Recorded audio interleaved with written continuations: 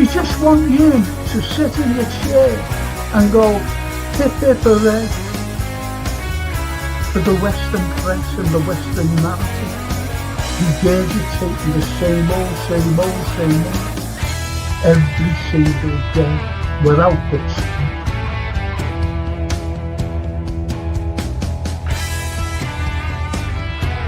please watch the first two episodes, the second series. Look at that. Absolutely fascinating. And it was the first time the Beatles had really stopped being semi-professional almost.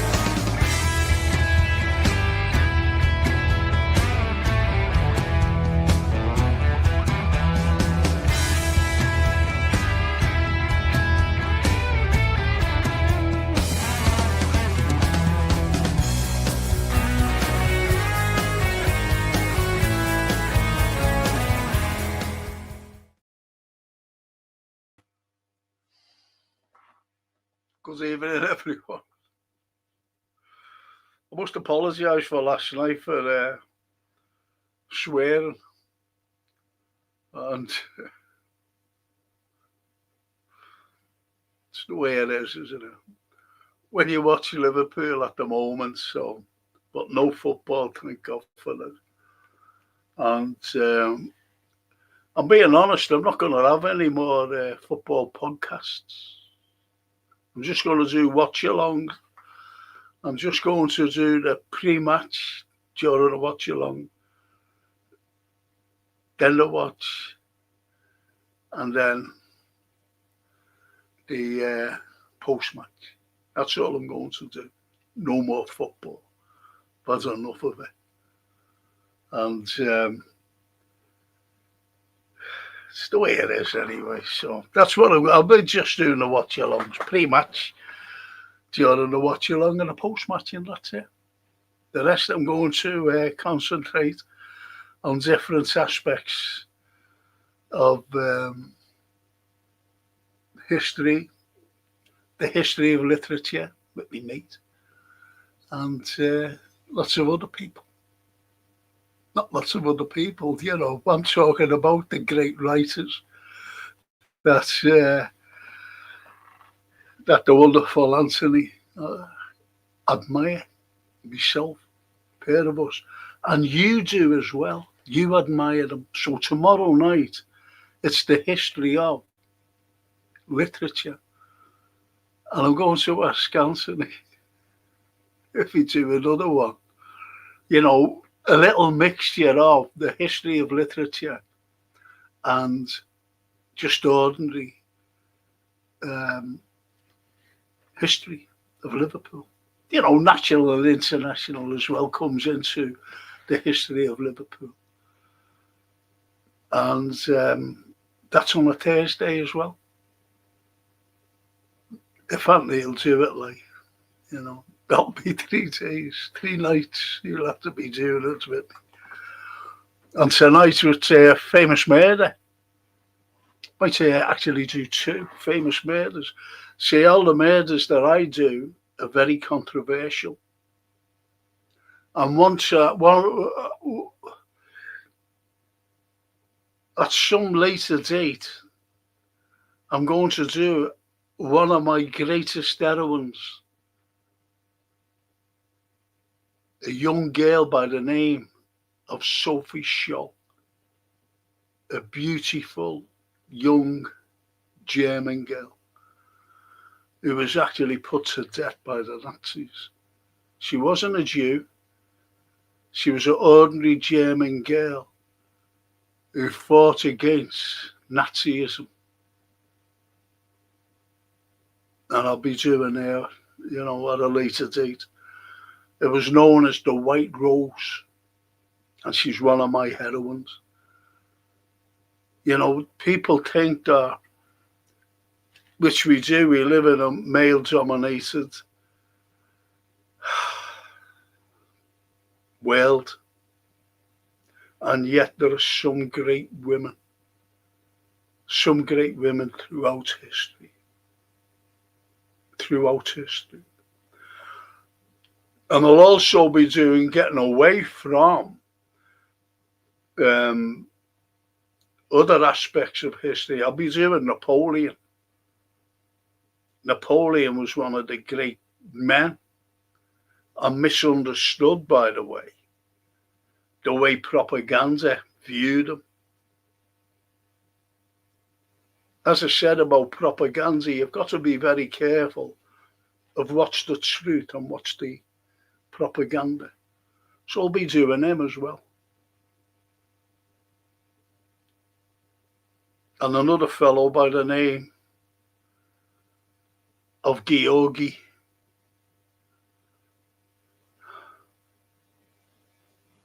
But anyway, that's what I'll be doing.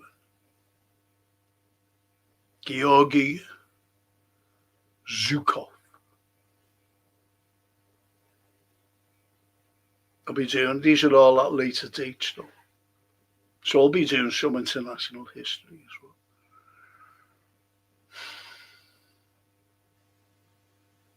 And the Civil War, the English Civil War.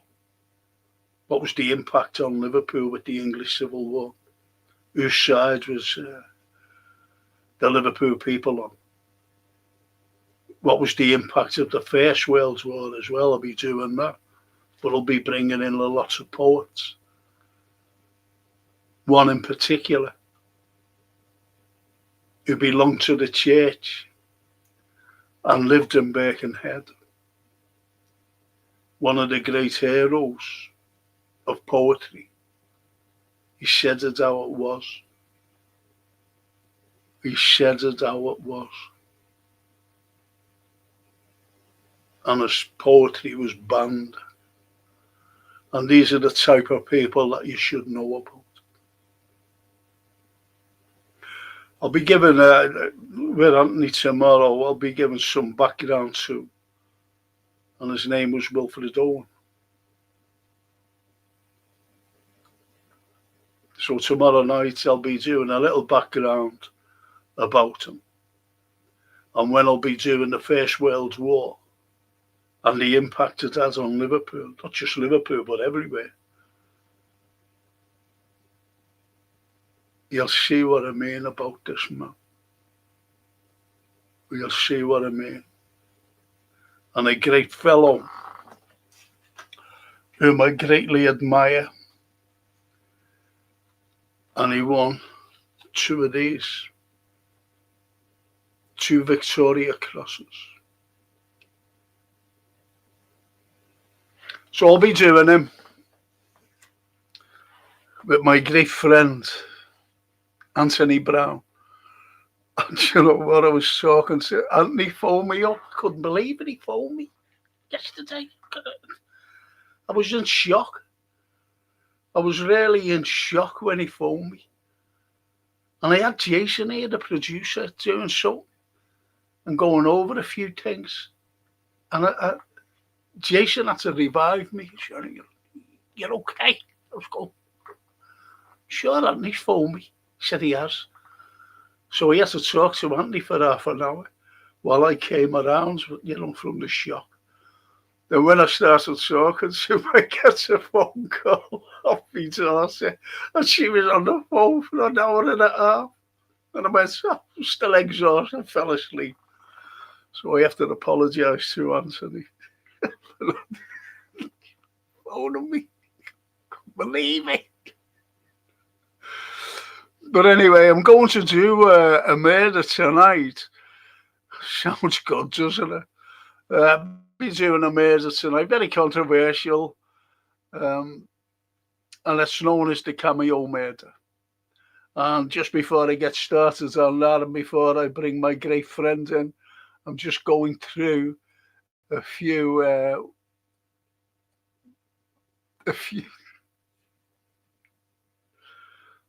comments that you're making. But before then, I have to thank these people, Gap Painting Services, for sponsoring the Frank Carlyle shows. Every pod I do, these lads get sponsored by Gap Painting Services. If you're an NHS worker and you're an elderly couple or even an elderly person living on your own, get them in because you get special. You know, I'm going to say discounts, but you get special treatments as well. This is what you get.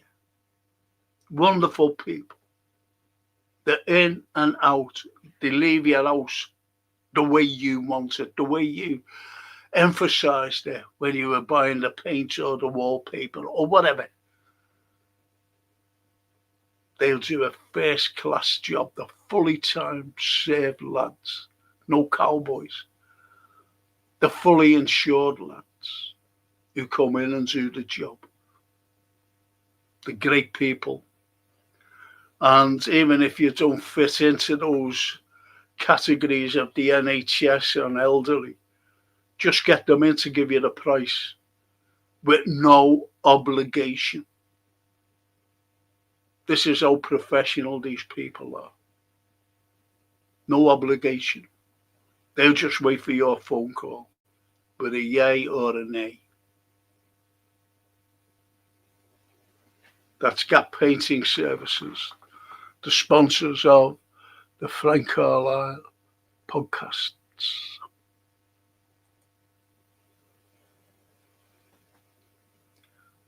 Let's see what you've been saying. I hope you're not cruel to me tonight. I hope you're not cruel. And Johan, good evening, Frank and Legends. Hope everyone is well. Smash the likes on the way in. Thank you. Thank you, Johan. The lovely Toscana. Buonasera, Franco and chatters. Looking forward to tonight. That's nice. That's nice. I like that. You know, when someone says that, well, I'm looking forward to tonight. I like that. Let's hope that we, Anthony and myself, give you a good sleep. And Adette, hey, bonsoir à tous. See, she's, you know, the French. If I could sing in French, I'd be a superstar. Oh, you know, like Charles Navor. She may be a good. Do you think I'll be all right? I think I would. Singing in French. I tell you what, you couldn't sing today. Do you ever remember? What was his name? Thank heaven for little girls. You couldn't be able to sing that today, would you? And even the Americans. Remember? I forget what they were called as well. Gary Puckett and the Union Gap. Young girl, get out of my mind. My love for you is way out of my... Young girl, get locked up. Get locked up. Anyway, good evening to everyone. Hope you are doing well. Thank you, Adette. Merci beaucoup, Adette. Mon chéri. Is that a good accent? Mon chéri. Bella. Buonasera, Franco. Ai tutti. And everyone. Lynn Ellis. Hiya, Lynn. Good evening, Frank and Anthony and all the chat. Toscana. Good evening, Anthony. Hope you're well. Oh, lovely. Little Ambi. Oh, lovely Ambi. Helen. Good evening, Frank and everyone in the chat. So gentle, that lady. So gentle. Odessa. Oh, Odette. The Single Man, written by Charles Dickens, explored fears that resonate deeply with the experience of many workers in today's automated landscape. I missed a recent performance at the Unity Theatre. We've done that. We've actually covered that. Believe it or not, the book here. I've got the book here somewhere. Yes, that's it. We covered the Signal Man. I actually taught the Signal Man. No, I don't mean taught the Signal Man. But I was doing some literature for the class. And it was one of the great stories. And it is another story, and I told the group this, and it's called, the title is absolutely amazing, and it's called Mr. Loveday's Little Outing. Mr. Loveday's Little Outing. Wow. Powerful stuff. Along with the Signal Man. And then says, hope you are keeping warm, Frank. Yeah, that's why I've got my bloody things on. Even got the heating on here, but it's still cold. My hands are freezing.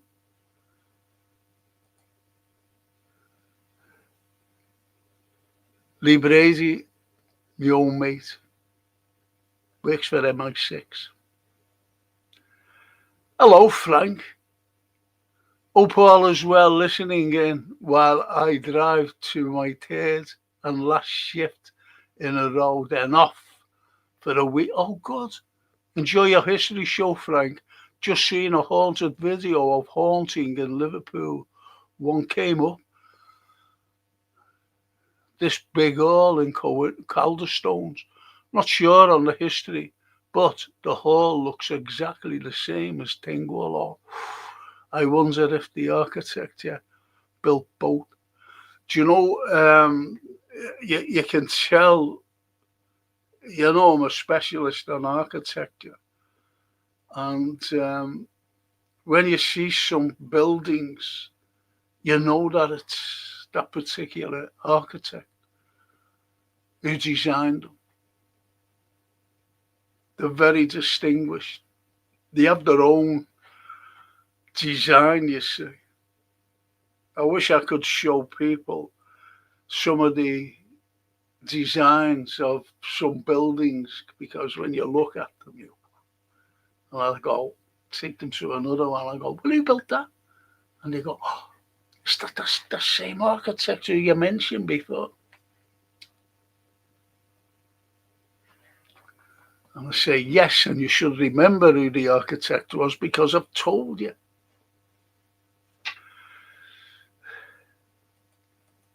Good shout there, Lee. Christopher. Hi, Frank, and everyone. Like and subscribe. Lovely. And look at him. Johan says hello to everyone, all the lovely people. And Bella. Hi, Annie.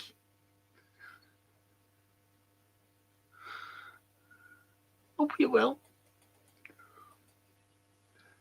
I'll let an answer one another. Lovely. Barry Aldridge, even if Frank and Anthony, nice to have a stream without the F word. I keep telling Anthony, you know, to stop using the F word. It's terrible.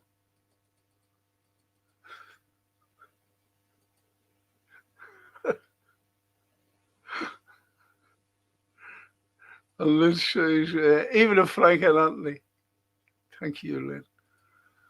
Christopher, don't worry, Frank. We won't grass you up. Thanks very much. Ali Danus, our lovely Romanian friend. Good evening. Good evening, Ali. Good evening, friend. Achi. Achi. Love you, Frank. Me and Mum's a Scouser. Love you, Frank. Me Mum's a Scouser. And he's half a Scouser. I'm half a Scouser. Gary the Rigby. Hello, everyone. How are you, Gary? Steppen. Good evening, all. It is true the Remembrance Parade in Liverpool has been cancelled for the first time.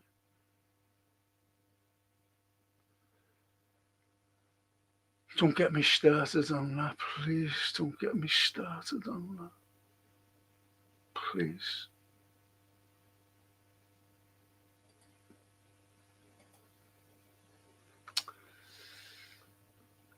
Onslaught, yes, Arna's a new friend of mine. Frank Carlyle, you're live again, not talking about me. I'm surprised you're obsessed with me. I'm working on a set, on set pieces right now. We will start creation Wednesday. Is that bad quality?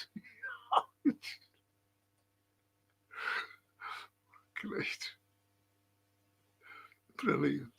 And Lynn Ellis says, 50 years ago, I spoke and read and wrote French, German, bitty now. Yeah, you know, when we were at school, we only learned English. Some of these teachers, when you know, you're a little infant and you're a little junior, you start, what did you say? I want to go out for a minute, miss. What? What was that? Can you speak slowly? I'm going to bring my great friend, this wonderful film, and just this last.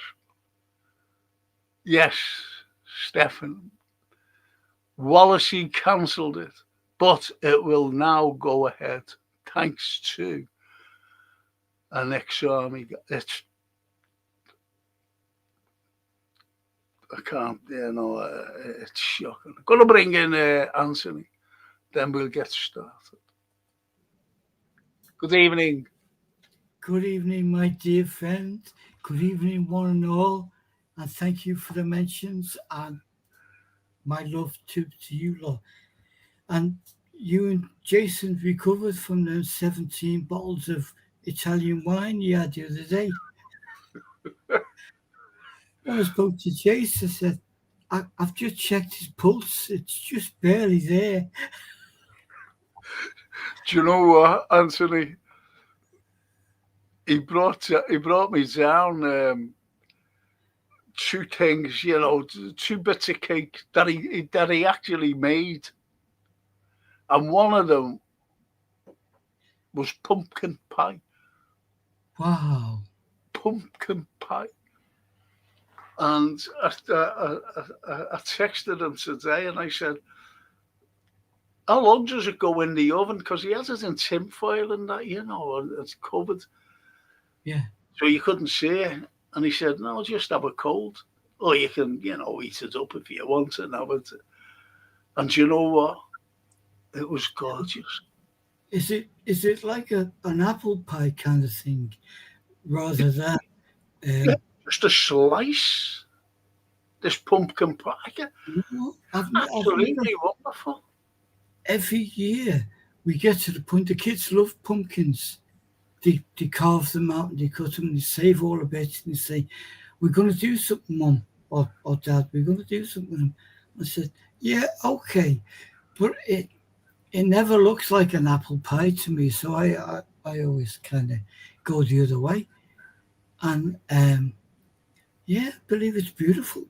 I've never had it. Honestly, it was absolutely scrumptious. Couldn't believe it. Yeah. And the only thing that normally I have, you know, that's, you know, synthetic cream, you know, that you shake and squeeze. I usually have some of that in. Yeah. But I had none in. But nevertheless, it was absolutely gorgeous. They are the two crimes of our family home. One, no brown sauce, and Oh, B, no squirty cream. The kids just strike immediately. hi, Anthony, says Christopher. Hi, Christopher, and hi, Lynn, and how Odette. I loved French at school, and I got to a point where they said to me, "You can either do French or art. What you going to do, French or art?" No, they wouldn't let me do French art, so I had to go one way or the other. What did you think of Toulouse-Lautrec and Monet? I love Monet, by the way. I I I loved the whole Impressionists Yeah. view because I think it was a shake-up that art needed. I love Toulouse-Lautrec. Oh, I yeah, love yeah. him for the same reason that we love some of the poets in that. Um, We'll have to do them at one point. Hey, you know what, Frank? I think if we're given the extra luxury of another night, I watched you lead in there, and that sounds absolutely fascinating. And certainly, I look forward to the program on White Rose Sophie. You know that. Oh wow, I would love that. But yeah, because art and literature goes together, and it's like John Keats, who we adore. John Keats inspired the Pre-Raphaelites because they thought in titles. So his titles of his poems or his lines of his poems led to them painting, and that has gone on for forever. I mean, yes. most of our ancient loves and our dear one, Leonardo, um, their work was inspired by the Bible and the early, you know, It's strange, isn't it, how, different eras and different whatever yeah, inspires artists. But not only yes, artists, but also great architects. We have some absolutely. fantastic architecture in Liverpool, as you know, We and do. it's And called I the heard neo. what you said before is exactly the same as if we go to an art gallery and you see something, you say, I love that, but I'm sure I've seen it before.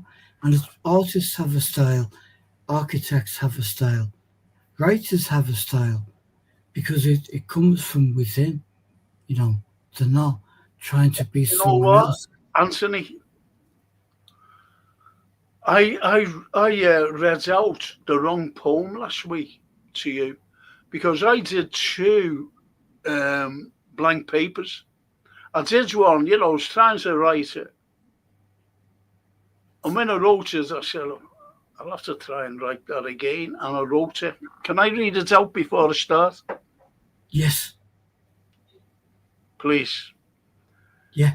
And I meant to tell you the other day, just bear with me with this. I'll have to put my bloody glasses on.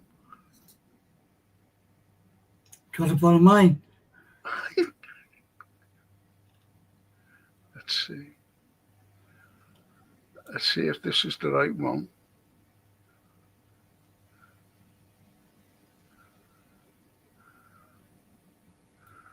Ah, yeah, this is it. Sit down, make sure. Yes. Yes, it is because I didn't like the first one when I looked at it. And I'm sorry about this, people. I know I'm doing, controversial murders, but just bear with me because it's been annoying me for a bloody week. Anyway, blank paper. Blank paper.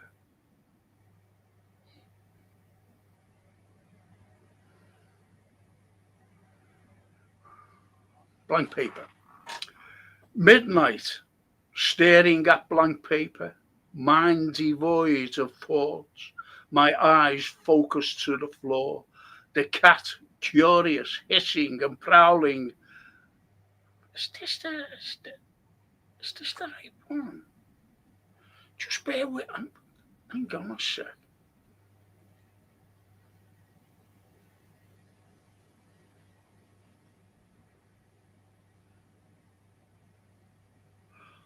I don't know what I read, because it's like this one I wrote. I don't know whether that. Almost a witching hour, the ticking clock tick tock. I'm staring down at blank paper as the cat goes prowling about. Did I read that out last week? I think that was the one you read. I think that was the one you sent me as well. Okay. Yeah. Okay. So this one I'll read. I'm sorry there, people, but I have to get it out of my system, you see. Right, so here it goes. Blank paper. Midnight staring at blank paper, my mind devoid of thoughts, my eyes focused to the floor, the cat curious, hissing and prowling. Tick tock, the ticking clock, fingers nearing the midnight hour, the cat still hissing and staring, a noise, the cat flap flips open, gone. Mine wonders about the cat's disappearance into the darkness. What was it hissing at? What was it curious at? The clock's silence, no moving fingers, no sound, no tick-tock, no cat, still blank paper, no inspiration. Deadly silence, a deadly blank mind. The silence suddenly broken, tick-tock, the witching hour descends. Chimes of midnight greets us all. Cat flap lifts, the cat prowling the hall. Ominous dark shadow following the cat. My blank mind racing, my brow perspiring, knees violently shaking together, hands trembling, heart pumping. The inspirational cat is back, and I start to write on blank paper. Love it. That's my world. I love it. I love that. We've got to get them printed up. Do you know do you know the way things happen? Yeah. And you do. It's like the first one, and I said that's the wrong one, because as I said, I wrote two because I wasn't satisfied with the first one I wrote. Yeah. Anyway, That's that was that. That's like song lyrics. It's like paintings. It's like everything. You do it, and someone sees it, and they say, "Oh, that's great there." And then you look at it and you scrutinize it. Our problem is ourselves, because Yeah. sometimes we get too close to stuff, and so Yes. you do a bit more, and then they come in. They can't see a difference, but you can. There's all of that. Ali the new says, love poetry. Too bad nowadays people doesn't look at it. It's sad. And lovely Yeah, Bella says, Franco, poetry feeds my soul. I love it. yeah. Me too. Me too, Bella. And he's brilliant at it. And all the years I've known him, I didn't know he was a poet. It's only recently, you and I talked. We've known each other over 20 years, and it's like it's still wow. You It know, just shows you, though, doesn't it? You know, how people react to other people. And, you tell them, like I said to you, I do write, I write a bit of poetry, and you said too, yeah, just like that, by the by. And then I sent you some poetry, and you went, wow, Lovely. wow, you know. But you know, it's the way it is. It's and the lovely ambidextrous says, "Good evening, Mr. Brown." Good evening, Miss Ambidextrous. Thank you very much. That's a very, very courteous welcome. You know, I shall not cause any offence. I shall just be good, know my place. And Stephen says, "Being French is an art, Anthony. Being French alone, because he is French." You know what, Stefan? I think it is. You know what? My favourite city of modern years, because I've not yet been to Florence, where I want to go, was Paris.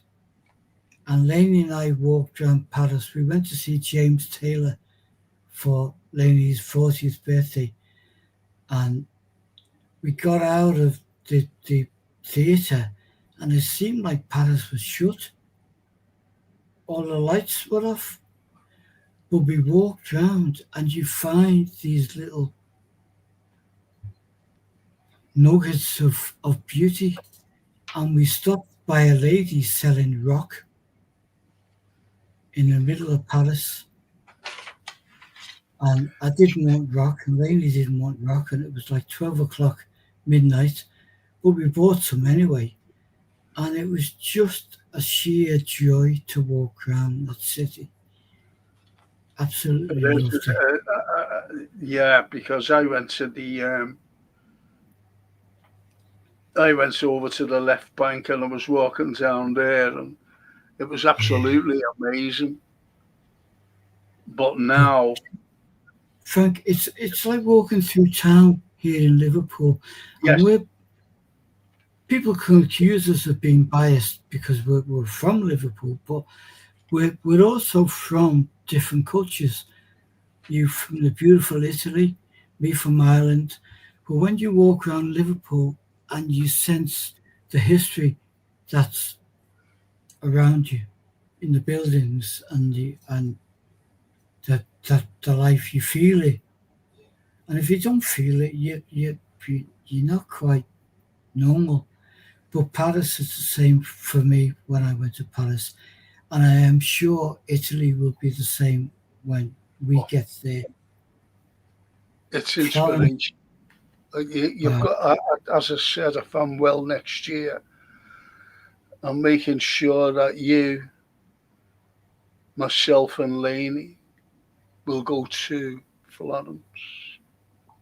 You've I got would to see, you've got to see the Duomo. It's incredible. just to walk around the streets. And just walk around the street here. Love it. And Ambi says, what did you read as a child, Frank? It's as a child, you know, you were given books, and I read, believe it or not, Billy Bunter and Greyfriars. That's what I did. Billy Bunter. I love Billy Bunter. And that was as a child. And then as you grow up into adolescence, for example, you change then. You start reading. I used to, shouldn't say this really, but I used to bunk off school. And where I lived, we had the Central Library, and we had the Walker Gallery neoclassical buildings. And I used to go into those. I used to go into the gallery and look around and be in awe, really, of artists and their paintings. That is to correct your statement there when you said you used to bunk off school. That is not bunking off school. Bunking off school, sitting on the park bench eating a bag of chips, is bunking off school. But you were still self-education, wasn't it? It was just that. This has been wow. Thank you for that, because I never even thought of that, because it is, I went in and looking at the art. Then I went into the library and I started looking at books, history books. I wanted to find out about people. And I just picked books up, and one was Julius Caesar, Gaius, And I was looking at it, I was going, wow, reading about this man. I picked up about Napoleon Bonaparte. Yeah. Bonaparte. That's how you pronounce his name, Bonaparte. Bonaparte. Because he was born in Corsica, which was a part of Italy at the time. Yeah. So, I read about him, and I was fascinated by him. And then I read about Montgomery, Second World War. Then I read about Nelson. I just read about him, and what an incredible person he was. And also Georgy, the great Soviet leader. Yeah. I think what you were saying earlier on, before I came on, before the guys came on, sounded so absolutely inspiring to do a program about Napoleon, or maybe to two halves of a program about the greats who have been. Do that. And Zhukov, Georgy Zhukov, he's one of my great. All those what I've just mentioned, from Julius Caesar to Georgy Zhukov, and in between Nelson, Montgomery, and Bonaparte. Because the problem is, maybe being born in England, is when you first mentioned Napoleon last year or early this year, and I did my little bit of research and stuff, and I thought that's totally alien to what we're led to believe about him, that he's this evil, dictator. Exactly. And I'll just say this in a nutshell. What he wanted, believe it or not, he just wanted. He didn't want wars. He had enough of wars. He had enough of the French Revolution. He had enough of that. He had enough of it. And all he wanted was the likes of, countries to get together and trade and freedom of movement. That's what he wanted. But they all turned on him. Everybody turned on him, all the European countries. But anyway, that's for another time. And Johan says, good evening, international artist, Mr. Brown. And there's a Scotch for you. A single shot for tonight. We've got a murder to solve. That's true. I shouldn't be drinking and on duty, but I'll just have that one. Thanks, Johan. Thank you, Mr. Kindness himself. I'm just going to start, okay. I've got it. Sorry, mate. This is a thing.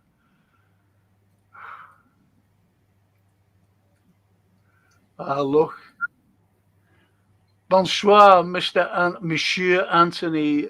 You're a famous artist. Do you like the works of Pierre Augustin Renoir? Oh, I love Renoir myself. It was a figurehead of the Impressionist movement, and Edgar Degas, famous. Yeah, before I knew about them, Degas was a great inspiration for me as a child, because in part that a lot of his majestic works were in pastel, which was accessible to me as a youngster. We've got to do. Okay, I'll tell you what we'll do. We'll do the history of literature tomorrow, and we'll do the painting, the great artists on Thursday. we'll have a great mixture of them all. She mentioned 3 people. Well, Yeah. Renoir, Degas, yeah. Leaders. Matisse. Yeah. So shall we do that on Thursday? Yeah, that's brilliant for me, Frank. These are terrible people, aren't they? They've got us going again. What's Well, it? you're going to cost me a fortune. Wait till I tell Lady that she's got to buy another 8 and 9 canvases because I'm not beating Napoleon and whoever else. I am just inspired by you and by our wonderful chat family. Absolutely, our chat is. I think I'm not being funny, but every one of them, they've got something to say. Valid. Everything leads to something. In my mind as well. It's everywhere. That's fantastic. I just love. Listen to him. You weren't bunking school, Frank. You widened your horizons mentally, whereas they were actively trying to mould you into an obedient worker. I was as well. You were always a rebel at all. God blimey, I was called a swat. That's strange how he said that. Yeah, but it's true because you see the importance in other things, whereas when you're at school, lessons become boring. History boring, art boring, this boring, because you've got to have it inside you to go out and do it. That's brilliant, that Johan. Yeah. See, that's people point on the chat. So listen, we're not going to have a break, unfortunately, simply because Jason said he's passed out and all that wine. He says he's had to go out, so I hope everything's all right. And Franco, that was a beautiful poem by you. Thank you, Bella. Was Bella. Grazie. Thank you. So, right. Look, Monsieur Frank. In France today, culture and some history, being erased in 2021, the mayor of Rouen wanted to remove the statue, Napoleon statue, with a French Tunisian feminist layer, wokeness, destroying. We'll be talking all about that at that. If you join us on Thursday. Join us tomorrow as well, the history of literature. Because we do speak about Jules Verne as well. He's one of our greats, isn't he, Anthony? Absolutely, Frank. These are the people who imagine the future, and the future happens around them. Do you know what? It's only what Odette said there, Anthony. Now, does this fit the agenda? And it's by Voltaire. Those who would make you behave believe in absurdities. I'm sorry, those who make you believe in absurdities would make you commit atrocities. It's like the tearing down of a statue and replacing it with it. It's like a mob rule. And the powers that be use the same mob rule to describe us protesters. Yes. But it's not the case. Yes. It's a mob rule because they're doing it now, and maybe tomorrow or Thursday it's time to talk. They're doing it now on British television, and they are what we commonly call in Liverpool shit staring, for us to have an angst against something which doesn't exist. Exactly. And We've it's always, people. Yeah. Go on. always done it. It's shocking, isn't it, really? It is shocking, and that's why we love the likes of William Blake. Oh. And we'll be talking about him tomorrow night, That most would be probably. brilliant, dear sir. Right, I shall zip it up and I down that scotch that Johan sent, and then off we jolly well go. And here we go. And this is the cameo. This is a picture house, a cinema.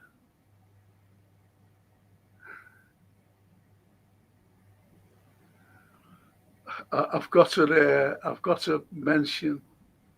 No, I won't mention it. And it's Pack Ung Cham. But we will, Pack, we will mention that later. If you don't mind. About the Louvre and the robbery. And it's shocking. I think they've got 2 or 3 suspects, which is good. Hate thieves. Hate thieves. Anyway, this is the cameo, and this is the picture house where a robbery was planned. A robbery was planned. And in the local paper, the Echo, cameo murders, Liverpool hunt for killer goes on. Hunt for killer goes on. And as it says, I'm just going to read one paragraph. Today, 11 days after the shootings, the man who killed the manager and assistant manager of the Cameo Cinema Wavertree remains at large, but Liverpool's CID force is still following up lines of inquiry.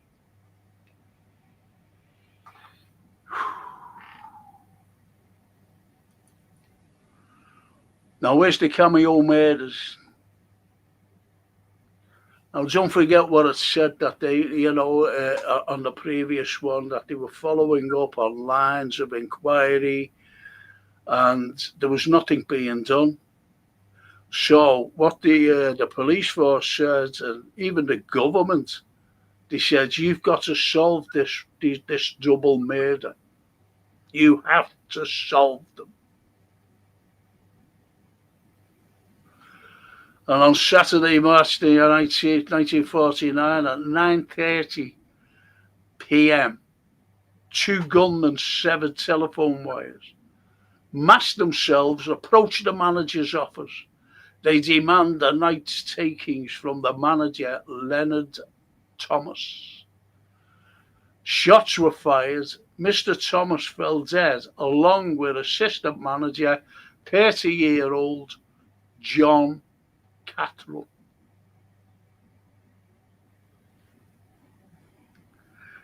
Remember that name? Well, I'll be telling you later. John Cattrall. Cashier Mona Watkins tried to hold on to the gunman. Other witnesses see killer flee. Very important.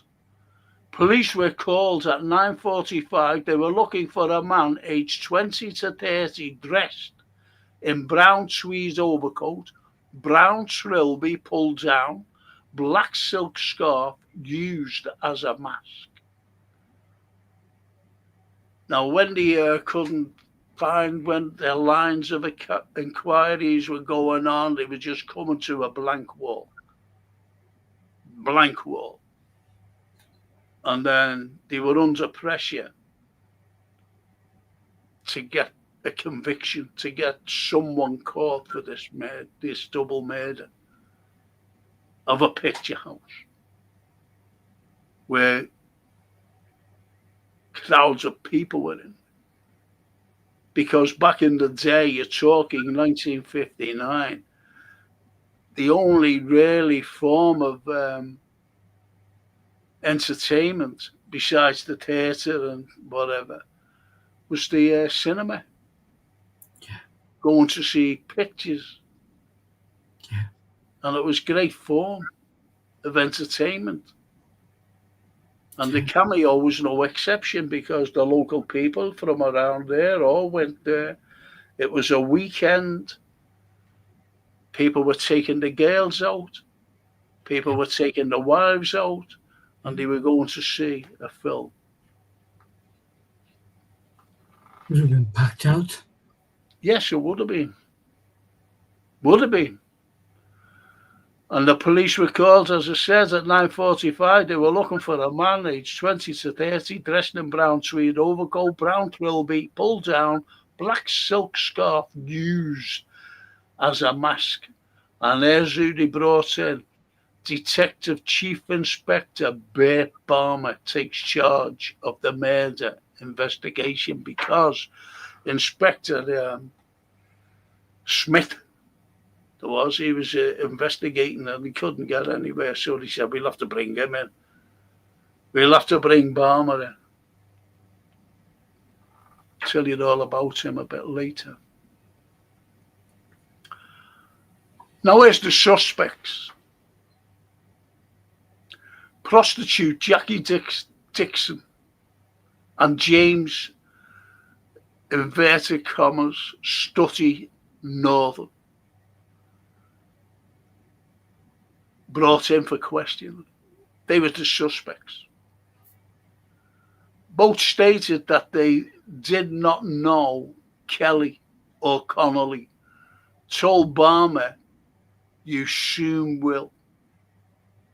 Told by Balmer, you soon will, because Balmer put names to them. Yeah. And you've got to ask yourself, well, why did they put names to these two suspects? Yeah. Do you know, he said, Jackie Dickinson, a prostitute, and James Stutty Northern,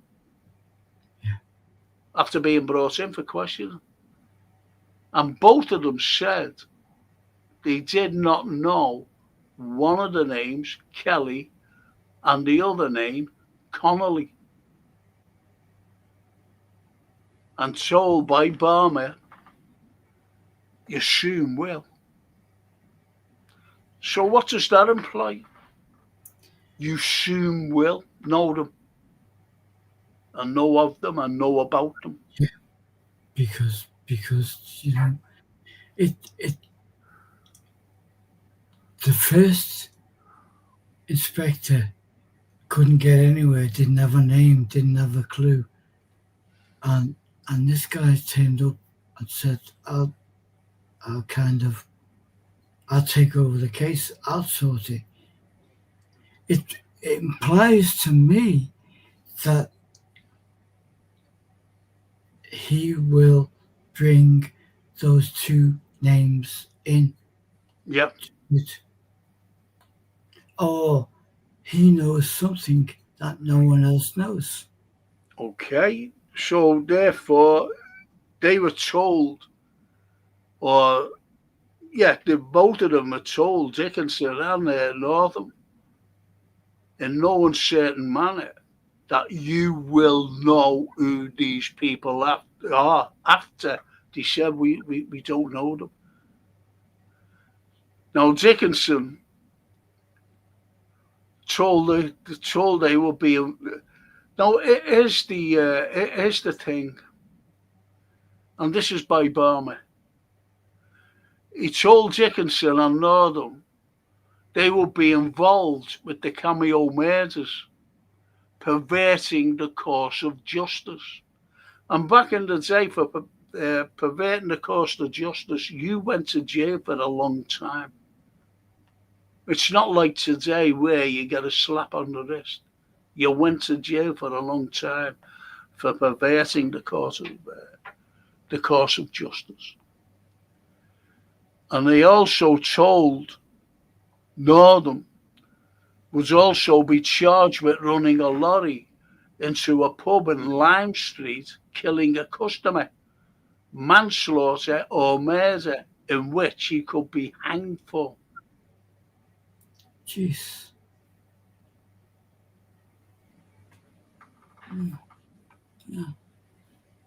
Mad, isn't it? It's obviously threats. Yeah. Oh, yeah. Then both of them signed statements incriminating Kelly and Connolly as the cameo murderers, guaranteeing immunity from prosecution.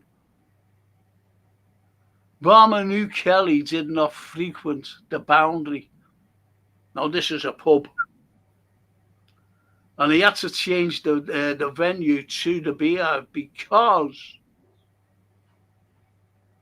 the plan was to say that Kelly was in the Boundary, where he was planning this particular robbery. So he had to do something quickly. And the Beehive, dimly lit and used by prostitutes, clients, and black marketeers. The Beehive. And the Boundary was more brightly lit and family orientated. People would have known if Kelly had been there that night.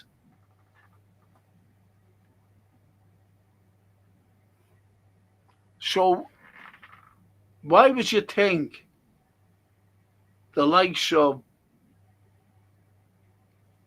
the venue would be changed for this particular planned robbery? You know, two people standing there planning a robbery, if you know what I mean. And the Boundary was mentioned, but he said, you know, Barmer said, no, we can't go there. Now, this is a subplot. Yeah. And there's a reason why as well, this subplot. Yeah. And why they couldn't go to the Boundary. So the trial, they're arrested and the trial. So let's have a look who's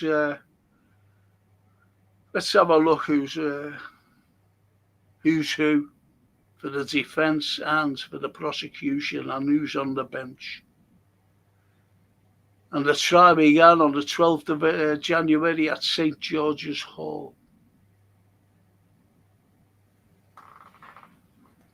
Presiding Mr. Justice Oliver. Prosecution, William Gorman, KC, King's Counsel. Defence, Rose Heilbronn, King's Counsel. And Basil Need, King's Counsel.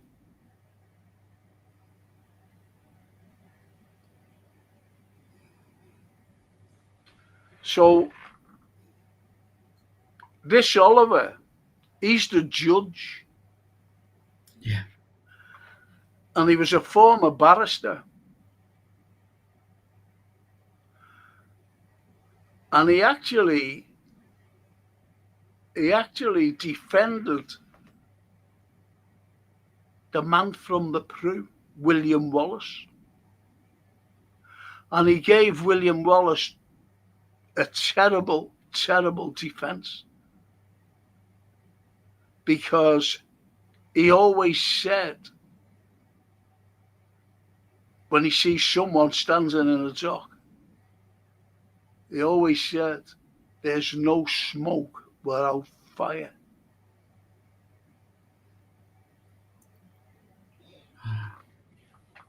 No smoke without fire. So where's the impartiality in that? Absolutely. Absolutely. And Rose Heilbronn, think about it. People were against her. This was a male-dominated. Yeah. Right? Male-dominated profession. And they looked down on Rose Heilbronn, albeit she was a fantastic barrister. They looked down on her because she was a woman. Yeah. in a man's world, as they say. So you've got two there. Oliver, who's the judge, who does anyone who stood behind him when he was a defence barrister, or anyone who stood in front of him in a dock, no smoke without fire. That was his actual saying. There's no smoke without fire. If anyone was in the dock, even if he was defending them.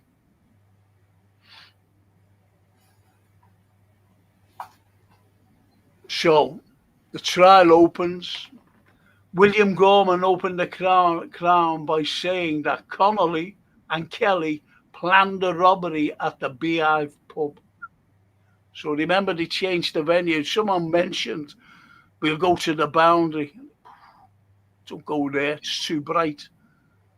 Family orientated. If they seen Kelly,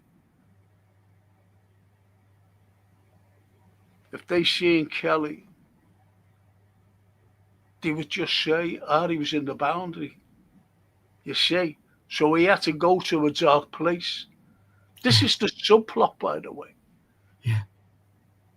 So Obama said, no, let's go to the Beehive. There's prostitutes in there. There's clients in there. It's always chocker, and it's dimly lit.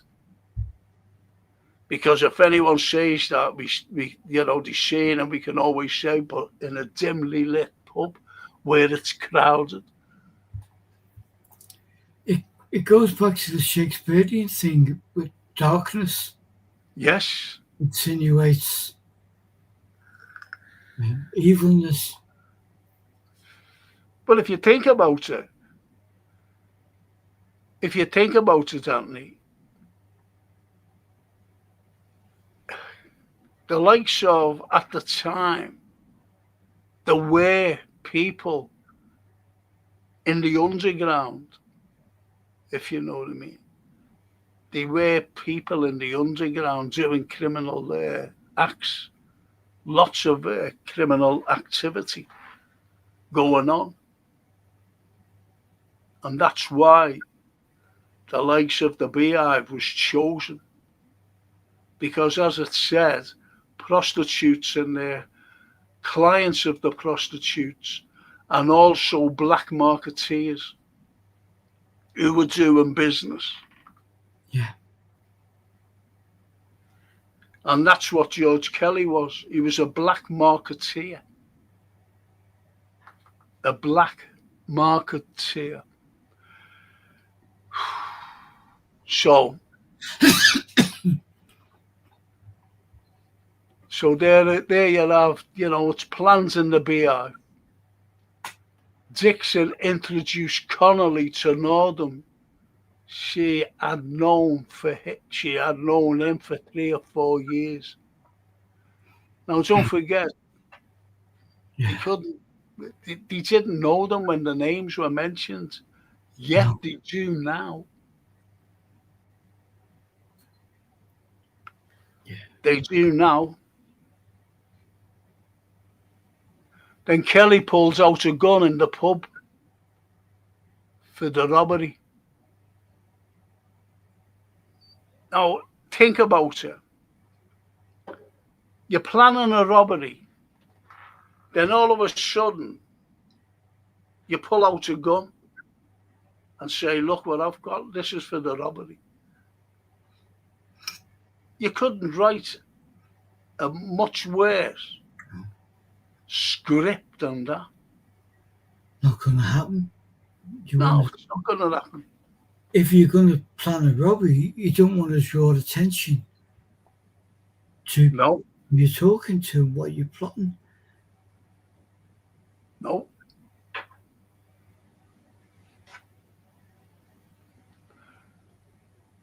Then both Kelly and Connolly left the Beehive at 8:30.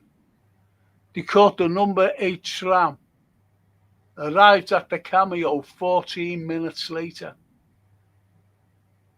Dixon and Northam went back to Birkenhead because that's where he lived. He actually lived in Birkenhead. There's Stutty North. Yeah.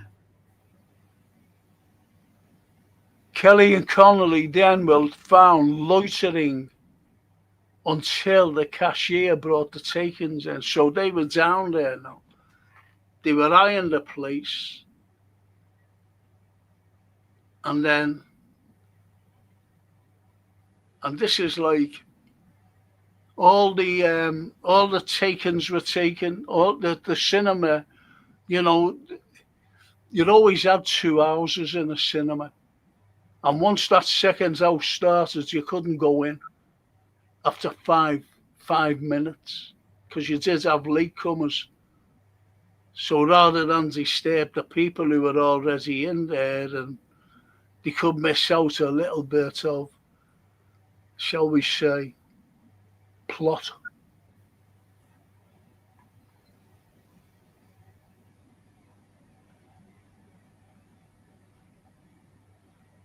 And they also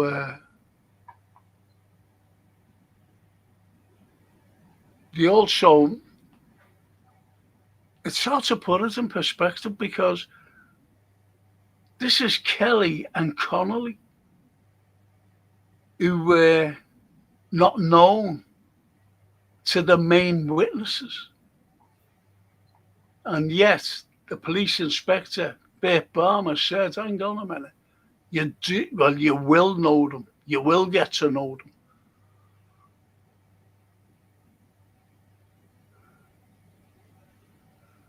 So Kelly and Connolly loitering until the cashier brought the takings to the manager. Kelly entered the cinema and committed the murders. This is what the prosecution is saying.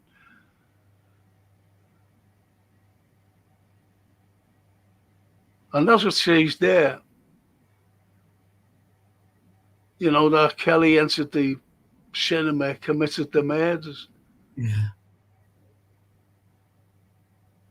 Yeah, Connolly had already gone. Connolly had gone from the scene, because they reckon that he cut the wires, you see, you know, to the telephone. Yeah. To phone the police or whatever.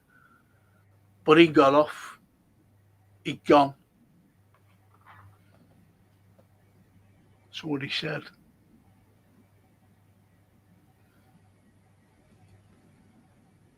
I'm gonna, sorry there. Anonymous letter received divulging cameo murderer. So they got a letter telling them who the murderer was. Yeah. Have you never heard about that, by the way? About the a letter being sent divulging who the murderer was? No. Okay. Well, it was sent. Maybe Robert Cecil sent it? Most probably. Robert. No, that was not. Sorry, go on. It came from his handbook, didn't it? Absolutely. Robert Cecil's the subplotter.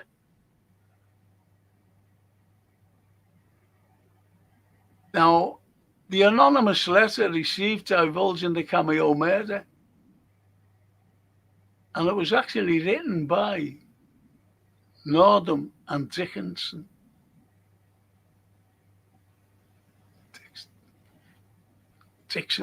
Dixon, not Dickinson. I'm sorry. So this was written by both Northam and Dixon, the letter. And both described parts played in planning the robbery, received immunity for King's evidence, Kelly as murderer and Connolly as an accomplice. Now, here's the defense. Kelly and Connolly, no independent material or forensic evidence, no identification, no murder weapon, no blood-stained overcoat, no trilby, and no one asked about fingerprints because there was none. There was no fingerprints. Well, none of theirs anyway. All evidence was circumstantial. 2 men witnesses never called, and that was Edna Ashley and Frank Ashton.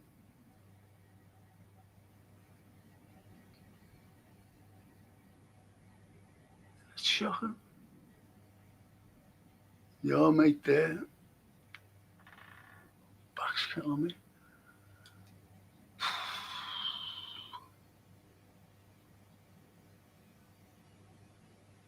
All evidence circumstantial. 2 main witnesses never called. Edna Ashley and Frederick Ashton. Seen second man keeping the lookout. Another man rushing down the aisle after gunshots rang out. Now where it is. Now, there was a fellow by the name of George Skelly. Now, George Skelly, he said that he actually drank with Kelly all afternoon. And he said, Skelly, this is, he left Skelly. Skelly left him. Skelly left him in the pub, the Coach and Horses on Low Hill, at 8:30 and went to Spofford Hotel looking for a Doris O'Malley.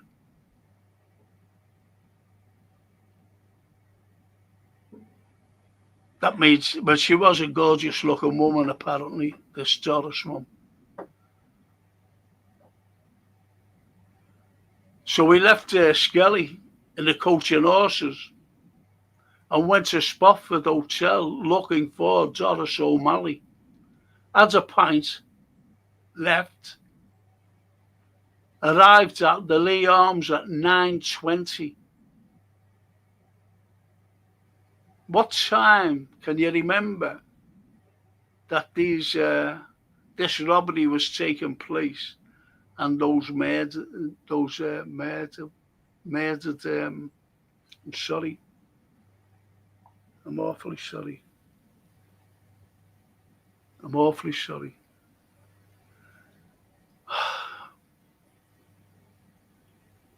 Just as I said, you know that pain I told you I had. Just got it back there. Oh. Just got it back there. Well, I've had it back for about 20 minutes, actually. That's why I'm struggling. Anyway, he went to Spofford Hotel looking for Doris O'Malley. Now, who's Doris O'Malley? Doris O'Malley is his girlfriend. Yeah. And she's a beautiful girl.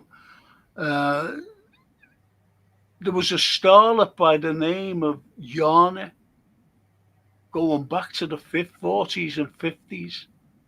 Yeah. And have you heard of Yarner? Yeah.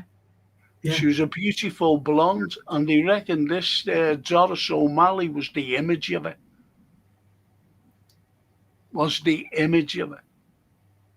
So anyway, he had a pint, never seen Doris, had a pint, arrived at the Lee Arms at 9:20, stayed until closing, talking to 2 brothers, Reg and Walter Bampton. He was with them. So therefore, he could not have been at the Beehive at 8:30 planning a robbery with Connolly. Yeah. And certainly could not have been at the Cameo at 9:30. Yeah. Both Kelly and Connolly were complete strangers. They didn't know each other.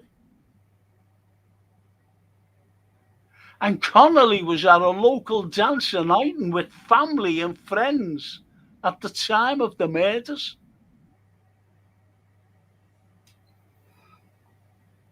Now, you're talking the early 50s here. You're talking of the early 50s.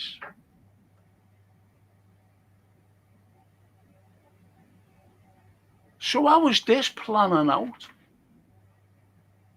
He's with a fella named George Skelly, who's with him all afternoon. They ended up in the Coach and Horses. Then all of a sudden, Skelly said, I'm getting off. And he said, I'll go to Spofford. I'll go up and see Doris. All right, mate, see you again. Bang, and he's gone. Both of them went their separate ways. So he leaves the Coach and Horses at 8:30, went to Spofford Hotel looking for Doris. Had a pint. She wasn't there, you see. Arrived at the Lee Arms at 9:20 and stayed until closing, talking to two men, brothers Reg and Walter Bampton. Could not have been at the Beehive at 8:30 planning a robbery with Connolly. He couldn't have been there. Yeah. Could not have been at the Cameo at 9:30. It was impossible for him to be in these two places, as they made out to be. Yet both Connolly and Kelly didn't know each other. They were complete strangers. And Connolly himself was with family and friends at a local dance night where he lived at the time of the murders. He was at this dance. Just... And here's the plot. Balmer said Jackie Dixon and James Stutty Northam had written the letter, corroborating letter and police statements. Statements include plot planned in Beehive Pub in Mount Pleasant. Kelly has a gun in the pub. Kelly admitted to Northam it was he who fired shots and threw the gun in Botanic Gardens. That was a statement by these. Now, don't forget that they didn't know Kelly nor Connolly. No. And yet, I'll tell you who Kelly was. I mentioned about a black marketeer before. You know, the black marketeers going into the pub. And that's what he was. He was a black marketeer. Now, don't forget that this is soon after World War II, and there was still rations going on. Yeah. Rations ceased to be in 1954. Yeah. And these murders were committed in 1949. Yeah. So rations were still going on. So from the war ending in 1945, Kelly was a black marketeer because he used to get people things that were rationed. You know, like a bottle of scotch, for example. Yeah. He could get you a bottle of scotch. He could get you meat. He could get you anything, can't he? Packet of ciggies. Cigarettes, anything. Pair of tights. Nylons for the girls. Yeah. Nylons for the girls. Yeah. Because girls couldn't get nylons unless the black marketeers got them for them. Yeah. Food stuff, the likes of meat, sugar, even sugar was rationed, butter was rationed, eggs was rationed.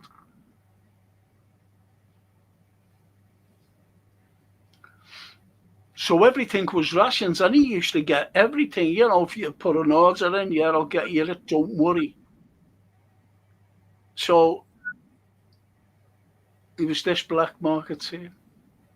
He made his money, and so did the people who he was, who was supplying him. He had to pay for the stuff. So the statements included the plot, plans, and the beehive. In Mount Pleasant, Kelly had a gun in the pub. If you're going to plan a robbery and you've got a gun, you're not going to pull it out and go, look what I've got. No.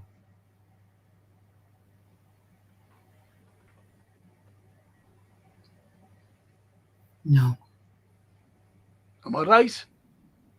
You absolutely right. When you read it there on words on paper, it's clipped. It's just put in the damaging stuff. It's clipped, it's scripted, it's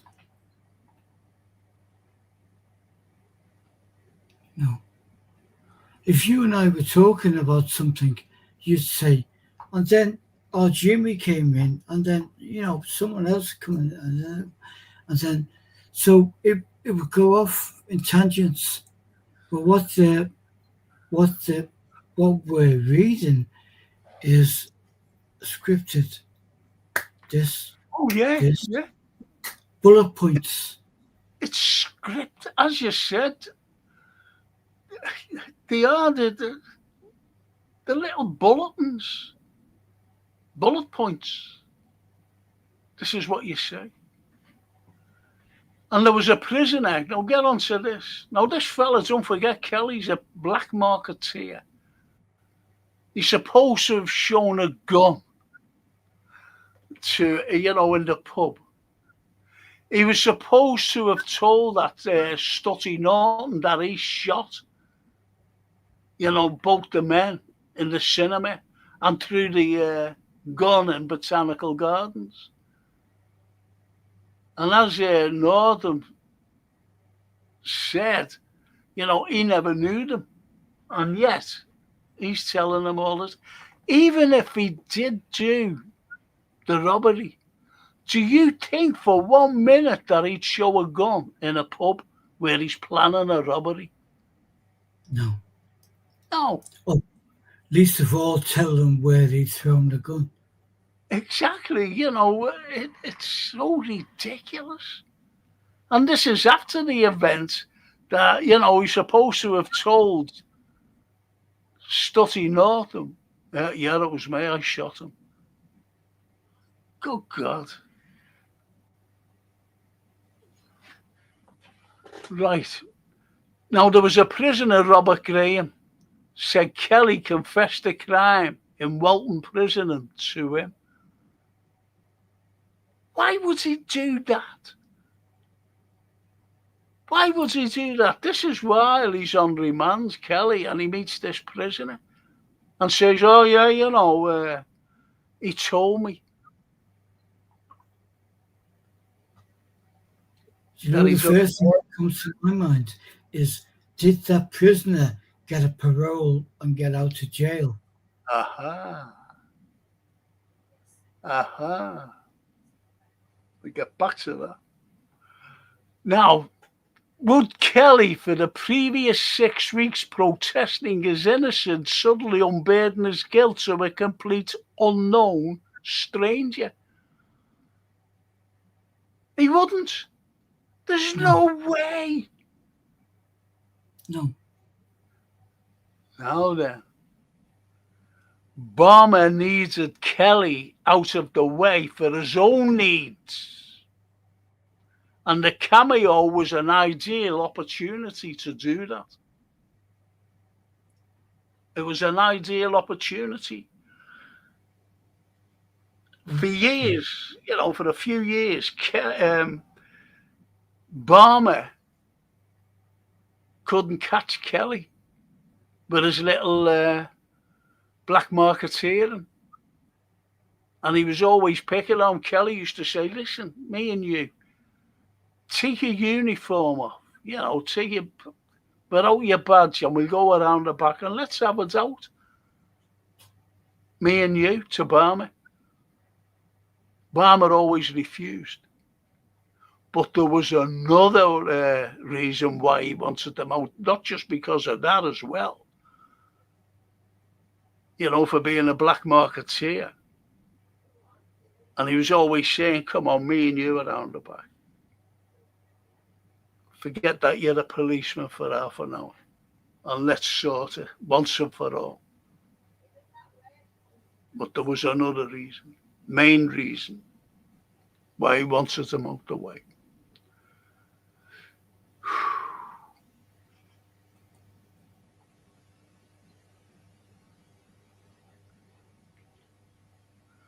In June 2003, both George Kelly and Charles Connolly had their convictions of being involved in the Cameo murders overturned by the Court of Appeal because they were found bloody guilty.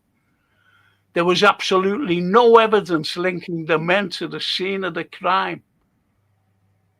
And there was overwhelming evidence of police corruption bringing both Kelly and Connolly to court. Kelly was hanged at Walton Jail for being found guilty of murder, and Charles Connolly was given 10 years for robbery. Now let's go back. Let's go back. I said there was a reason why, besides him being a black marketeer, that Barmer wanted him out the way. And the Cameo murders was ideal opportunity to pin the blame on him. Remember Doris, the girl who looked like Yarnet? Yeah, the stunner. Well, Barmer was knocking around with him. And he was terrified in case Kelly found out. And do you know where they were on the day? And then going into it, and they couldn't move. They were actually hidden in the Coach and Horses pub. They were terrified. Barmer was. Barmer was terrified. Because if he would have walked into where they were, that would have been the end of Barmer. And Doris, to be honest. You see what I mean? He was terrified. Yeah. And when he went, he was made up. That's when he found out about the murders at the Cameo. So it was an ideal opportunity. Ideal opportunity. Wow. So now what you've got, as it says on June, that's not 203, that. I don't know where that came up. That's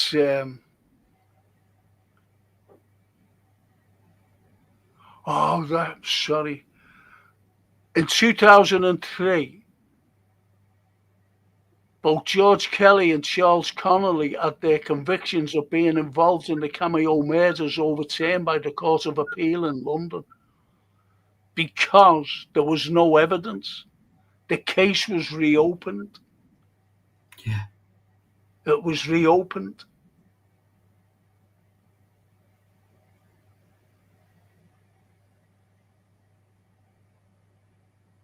I so remember that news coming out on the radio. Yeah. Yeah. And it was shocking when that came out. Because, as it says, the first the jury couldn't find a verdict on 11-1 in favour of the defendants. But in those days, a retrial was ordered.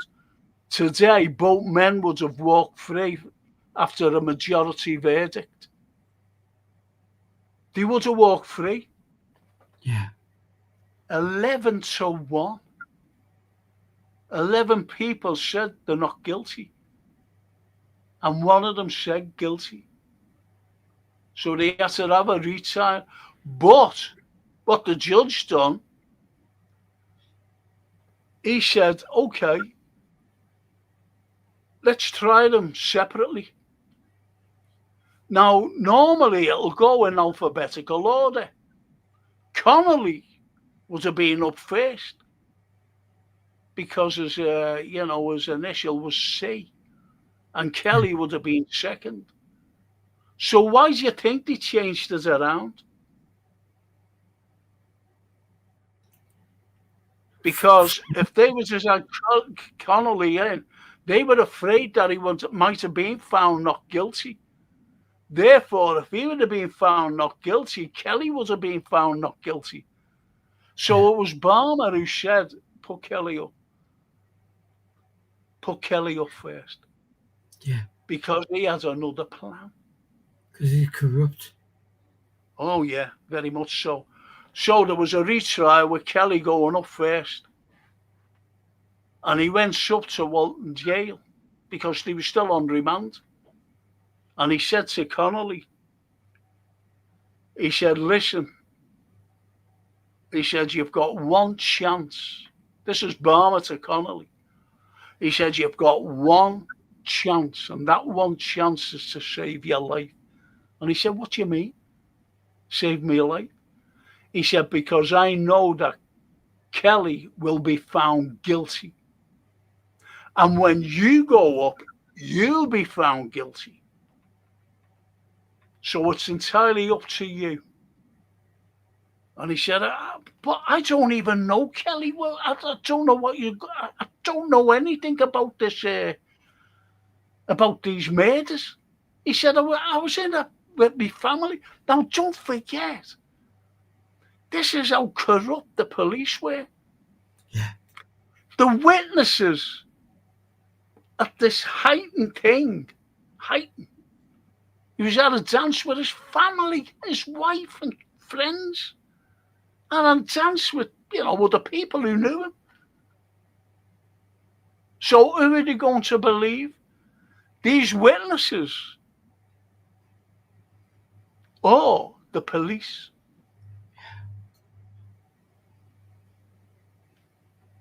You see? Sick. Yeah, because he said to Connolly, you'll be found guilty. So he said, well, can I talk? Oh, no, he said, do you want to talk to your wife? And he said, yeah, I'll talk to my wife. So his wife came to see him. And he said, what's it? He said, I don't know. I don't know this fella. And do you know what else? How he couldn't have been there. Connolly was a docker. And he was on a twilight shift. He was working the nights. And he sneaked over the wall where, they say sneaked over the wall. He just went through the gate because he was going to a party that night. And he had a little bit of stuff on him as well. And I don't mean drugs, if you know what I mean. He could have had like a couple of bottles of scotch or whatever. And he just went. Yet those witnesses as well saying, well, he was with us at that time, that the murders or the planning or everything else was going on at the Beehive. He was with us. And even the witnesses in the Beehive said, we never seen George Kelly. Never here. Now, why? Remember the clientele in the Beehive? Remember them? Yeah. They were prostitutes. They were clients. They was black marketeers. Yeah. So who are the police going to believe? Are they going to believe the police or prostitutes for the witness or black marketeers for the defendants, I'm sorry, and the clients of the prostitutes?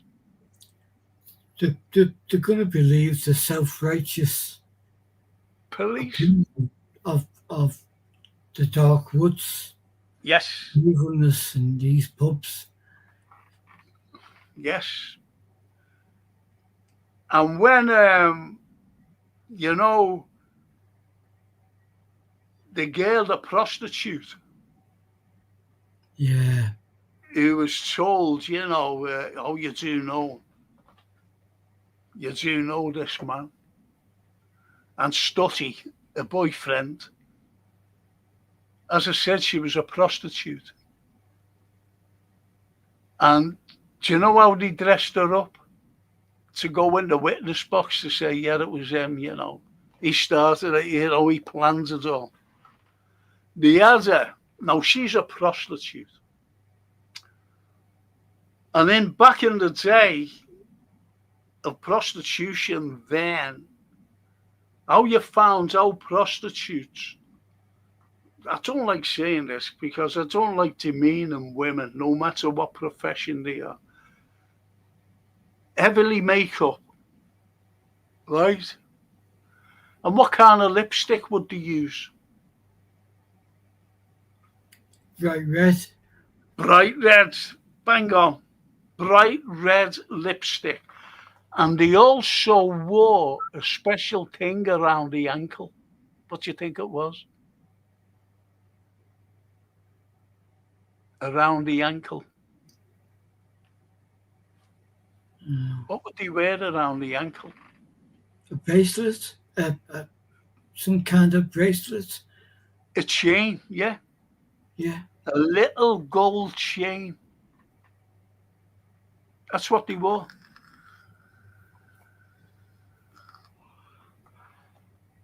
So you can imagine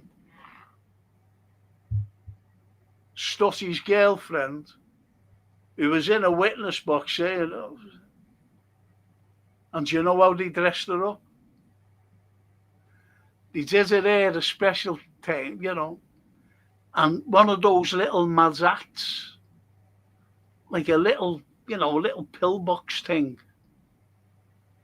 They made her wear glasses. And she walked in, she had to walk in, they trained her to walk. And they trained her to walk with her hands like this and walking like that with a bag, a little bag over her arm, little handbag. No makeup on, nothing like that. Glasses, this little mad pillbox hat. Yeah. With a bun in the back of her head. A bun. And they made her out to be a librarian. Yeah. Just like a librarian. It was incredible what they did.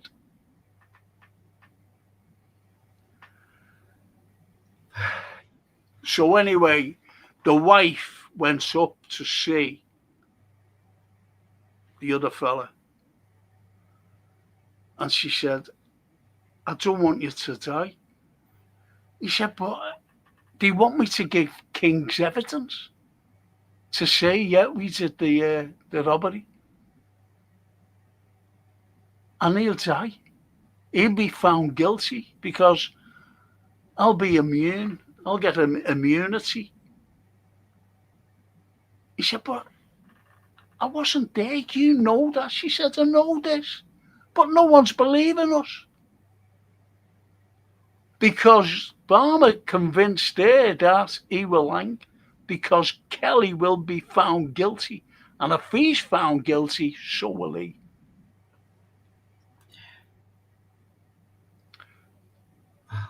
So it was a terrible wrench for Connolly. It was a terrible wrench. So he said, then Barmer went up. He said, what are you going to do? He said, I'll turn King's evidence. And he turned King's evidence.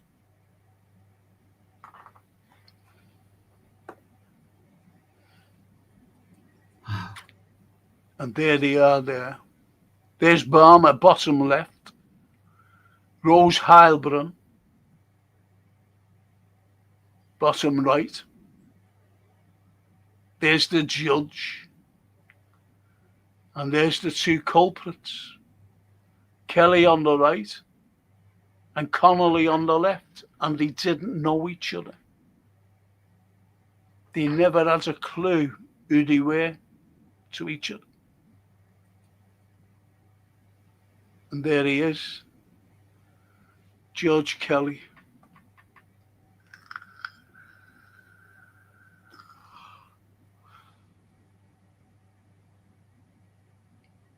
And he was hanged. As I said, Connolly was given 10 years for his part in the non-murders. Kelly was hanged. And he went protesting his innocence. But he went as a brave man. Yeah. Now, as we know today,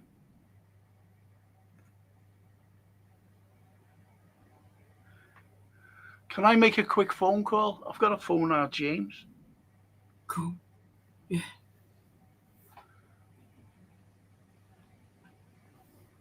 I know. I'll have to phone him. Just bear with. I'm sorry here, people.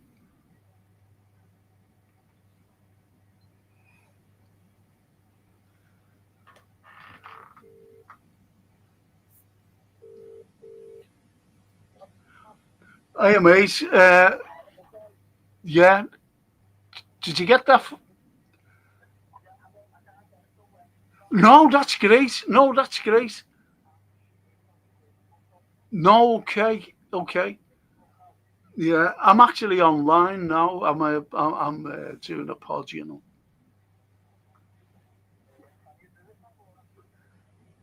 No, yeah, do it now. That's no problem. Now listen there, James. Did you watch that? What I done for you? You know. Oh no.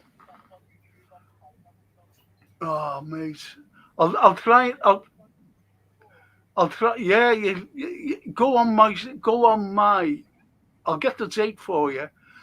Go on my site. You know, put my name in. Go on my site, and I'll give you the date, and you'll be able to go on any time and have a look at it. Okay, I'll give you the date when it was.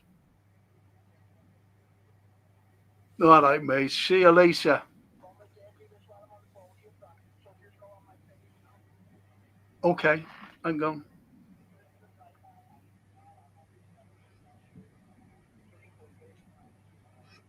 Yeah, okay. All right, I'll do that now.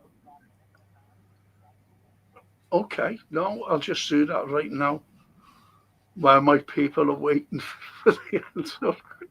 No, I'll do it now. All right, James. Yeah, go ahead, do it now.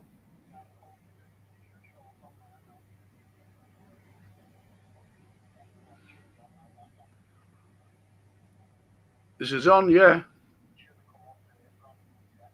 Hang on.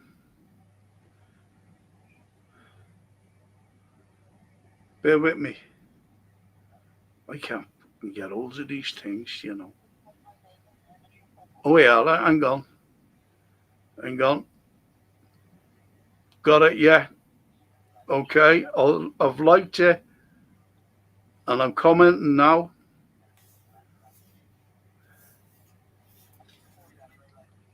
Yeah, of course you will.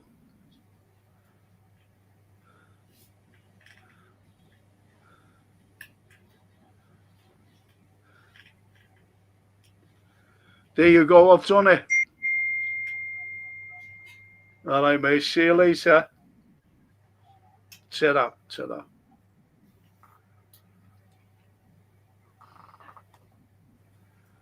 That's me nephew. I'm awfully sorry.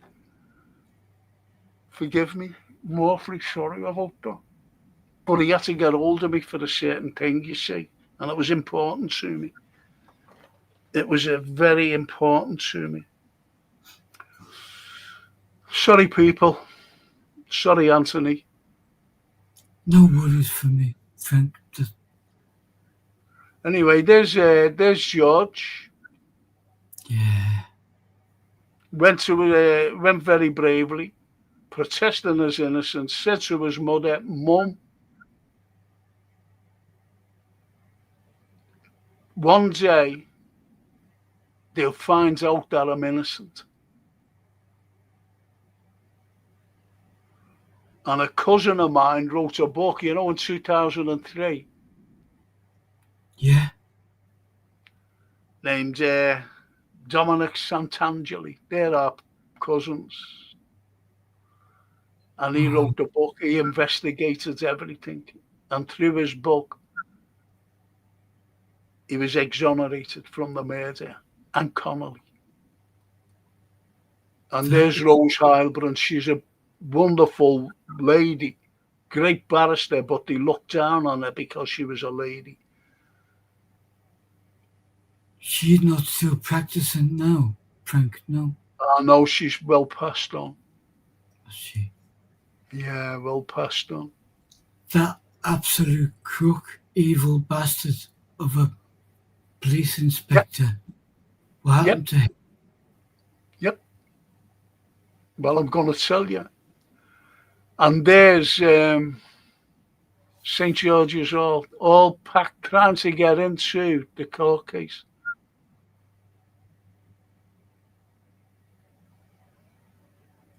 Shocking.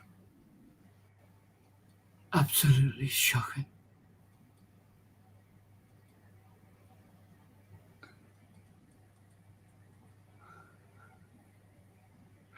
I showed last week's one, next week's one. It's okay.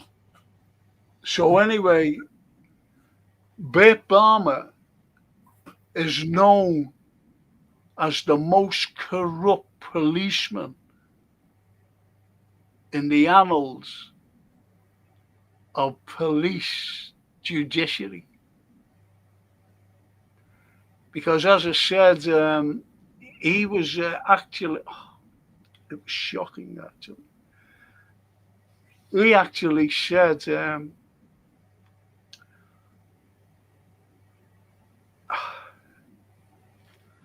look, it's hard to put into words about Bert Balmer, because that's why they got him in the first place, to sort out this murder. But there's other murders too that they brought him into to solve it. But it was all corrupt. Innocent men went to the gallows because of lies. Not propaganda, lies. So it was police corruption.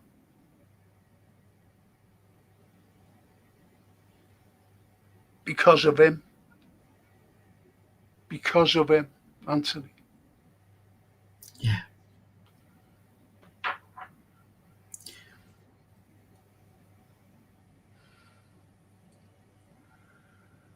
And this is what Pac said before, the robbery has also stripped France of its national treasures. Yeah, of course. Of course. And Adette says, merci, Monsieur Frank and Monsieur Anthony. I look forward to it. Do you cover French literature? Yeah, of course we do. Pardon? I love Shakespeare, but us French, not too bad. No, of course we cover French literature. No. Of course we do. Literature, art, and history. Of course. And Johan says, sounds like typical intimidation tactics. They were, Johan. They're snapey. History is written by the winners, not so much the saints or winners, but poetry that comes from the heart. But a lad from Stoke wouldn't know where to start. Started perfectly well. There you go, Snapey.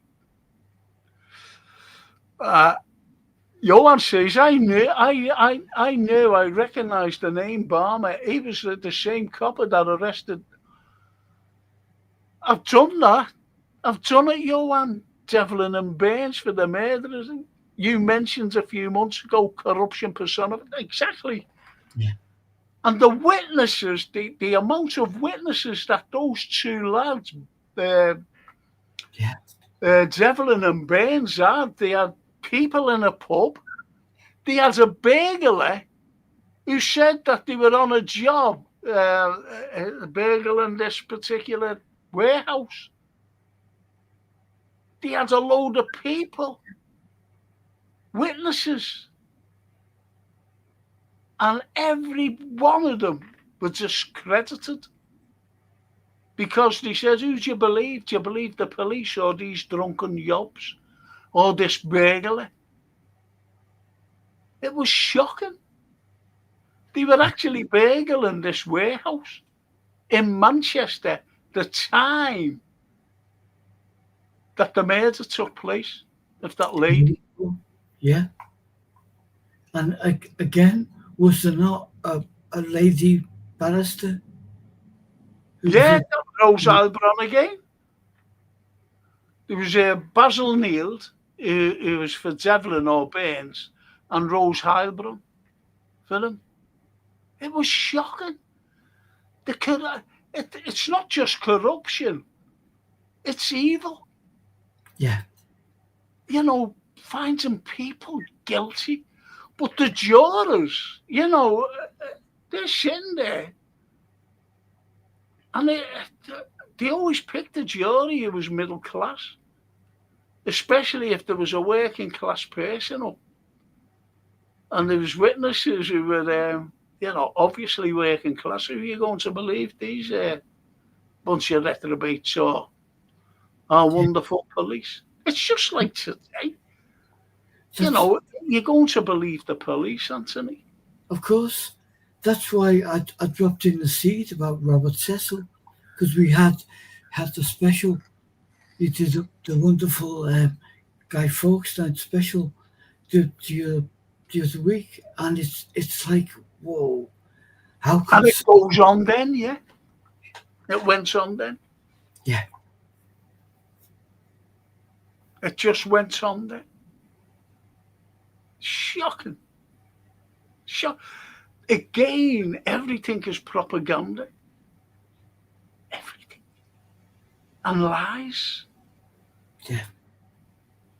And it just goes, it rolls on and on and on and on. And nothing can be done. Wow. Nothing. And it's so sad to think when we, as ordinary people, you know, look at crime. And when I've given talks in the criminal court, in, you know, where the likes of Kelly stood, and, you know, the judge, when they came out with the verdict, and he, you know, the second to put a black cap, you know, a black thing on his head, and says, "You have been found guilty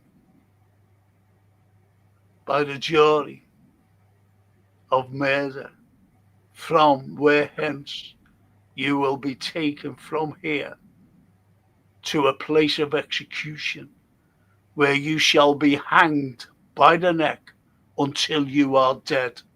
And may God have mercy upon your soul. Take him down." Shout like that. Take him down, and bang the thing, this gavel. And I used to bring people into the, you know, the holding cell where people were held. Yeah. And then taken away to be executed. And how many people were innocent. And Christopher says, disgusting how they just allowed the real murderers to get away. Well, I'm going back to that right now. Because the rail murder. It was just so that he could get rid of Kelly. So they had to bring in another fella. And he was just picked at random, was Connolly. At random. He was just unlucky. Because you'd have the real murderers who walked away. Who do you think the real murderers were? Or the real murderer? Wow. Answer. Do you know what, Frank? I don't know. I'm going to tell you who it was. It was James Stutty Nordham. Oh my God.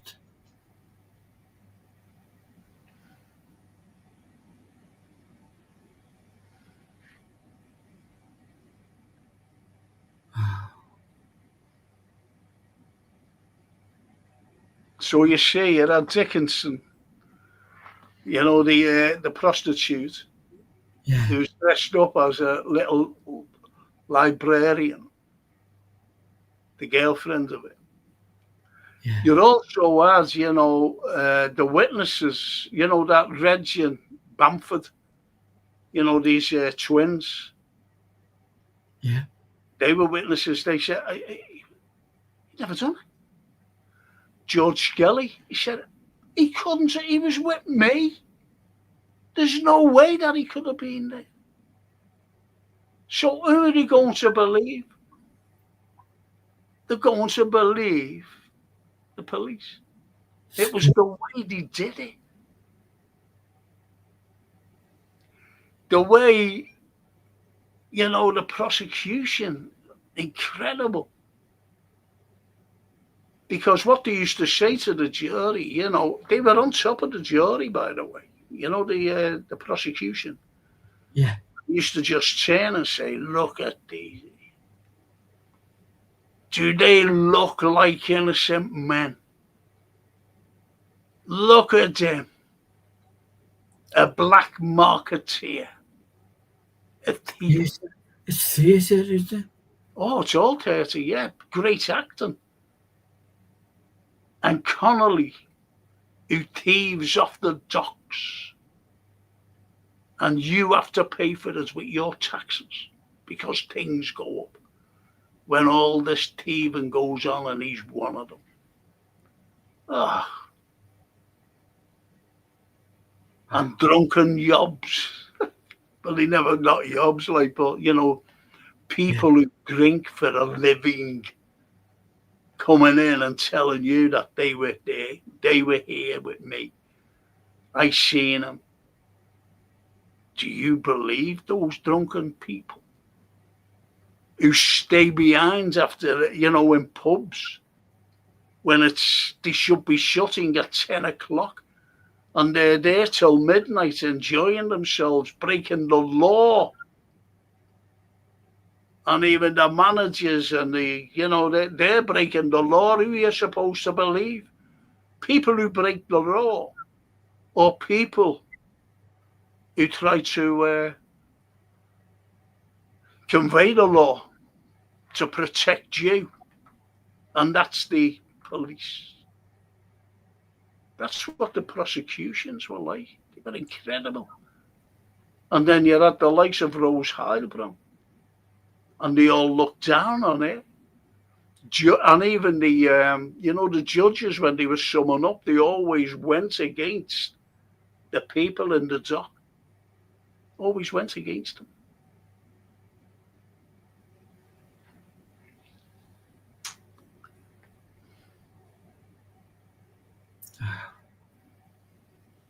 So, and it was just to get results. It was just to get results, Anthony. Just to get a result. That's all it was. Was he allowed to finish his career with all just these retired. high results? Just retired. Just retired. Yep. Worked it, retired, and that was it. they should have really at least done an Oliver Cromwell on him, drove him up and put his head on a spike. Yep. What an evil, horrible person.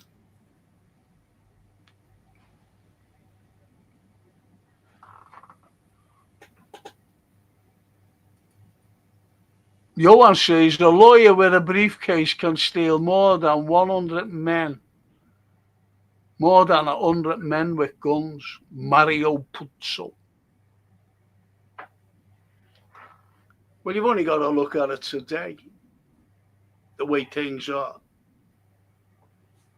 With the lies, the propaganda, everything. Money buys justice Well, yeah, of sorts. yeah. If you've got enough money, you can get away, as they say, with murder. Wow. It's shocking because today I scrolled on that Facebook and, you know, a good friend of mine actually, he put up a post, Anthony, and said that a person who followed this lady into a toilet, beat her up, and raped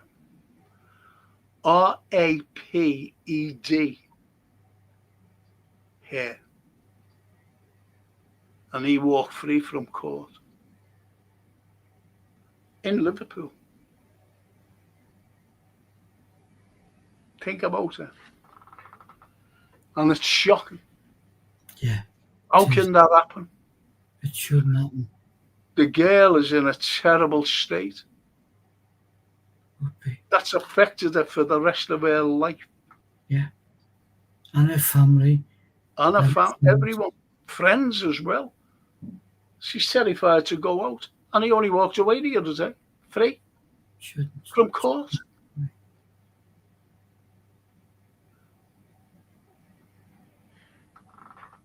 So, see, the law is shocking. Yeah. I'll just put this up a moment. Please. Bear with me, Anthony. Yeah.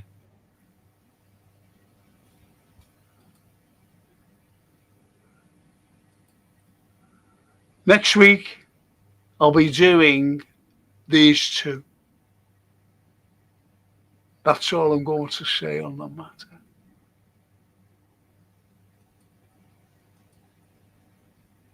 Shall I do that next week? Yes. And tomorrow night, what are we doing? Are we on the history of literature? Yes. With a tap-in to art, which we'll explore more on Thursday. That's on Thursday. Yeah. I was made up that really that the likes of Adette mentioned Renoir. Yes. Absolutely. Yeah. Yeah. It's strange when you because with me dipping in and out of all the beautiful people we've talked about, it's strange how so many people made such a mark in the 1800s. No, from the late 1700s to 1900s. Wow, everything was like lit up. Literature, art, certainly. You know, it's wonderful that kind of time scale brought us so many genius, male and female. Absolutely. You know, you look at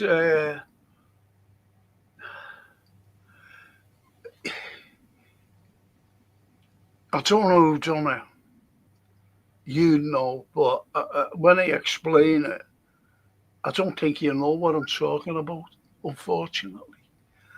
And it was during the Renaissance, this artist, and he did this picture of a lady,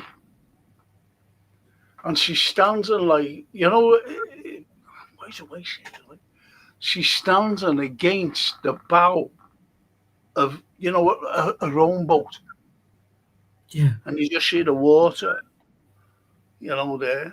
You see the hills. This is Italy.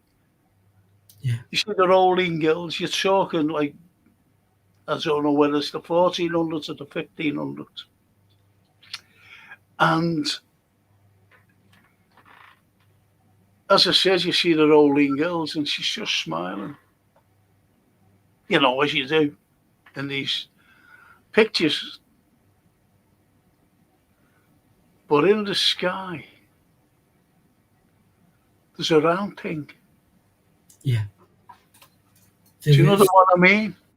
Absolutely. Our Jason found it for us. Go away, did he? Yeah, he did. Oh, he did, yeah. He did. I volunteered it. You didn't. We'd had a couple of heavy shows, wonderfully detailed shows about alien life force. So we kind of,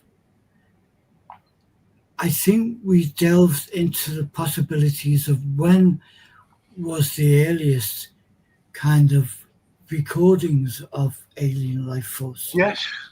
And then Jason found that photograph. Jason. The term is gobsmacking. And yeah. Wow. And Renaissance. Wow. 1500. Yeah. As if it was just like, it was normal. Just normal. He might see you're an artist. Yeah. You paint. If there was two trees together, and say like your Tom, for example, with his girlfriend, say he was standing next to the two trees, if you know what I mean. They were close proximity together, the two trees, right? So you had your Tom and his girlfriend standing against the Tom there and his girlfriend there, right? Are you going to leave out a tree and just put Tom standing next to his girlfriend, or vice versa, or would you paint the two trees? Well, it's kind of weird. Different artists have different. I will paint the trees on them because that's what you pose it. You're looking at someone. Frank, stand by that chair there, or sit in Henry VIII's chair and let me paint you in there. So you'd pose the picture, and they in their days they did a similar thing. They would paint a picture in the posing of stuff, because everything had a meaning. Exactly. The trees, or the books on the desk that they're leaning on, or the earlier days, the sword, what kind of sword. Everything had a meaning so that we, the viewer, could look at it and say, wow, he was immensely important because he had this and this and this, or she was, And go on, sorry. It wasn't until the 1800s, again, we're talking about the kind of blowing up of everything that was there, that you had the likes of writers, authors, poets, artists who said, I'm not doing that staged stuff. I'm doing this. Wow. the Impressionists, who were still are the most inspirational art school in the world. And then the likes of Van Gogh and people like that. But you also have the poets and the writers dipping into that. At the same time, yeah. Yeah, because we were lucky enough to grow up amongst the greatest, I think, the greatest time of exploration in England, which was the late 50s, 60s, and early 70s, when things were changing. Science, medicine, art, music, everything was changing. I think you had that in the 1800s, but we were still in infant school, and so we didn't really notice it. But by our time, we lived through some amazing stuff. Yeah, of course we did. And that's what I mean, that painter with that thing in the sky. He's seen it and put it in. Yeah.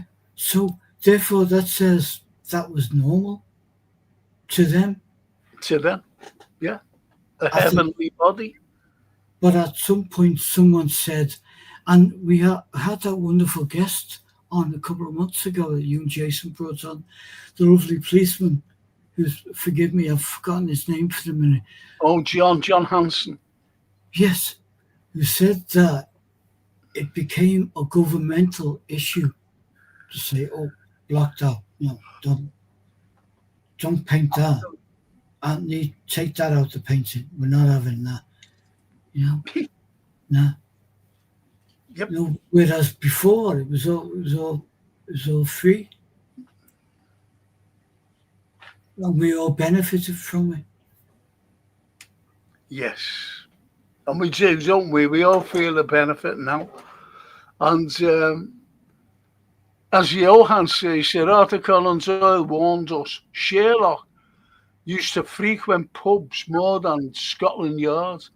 Not for drinks, but for the chatter. Information is invaluable, especially when people are in spirits. We forget.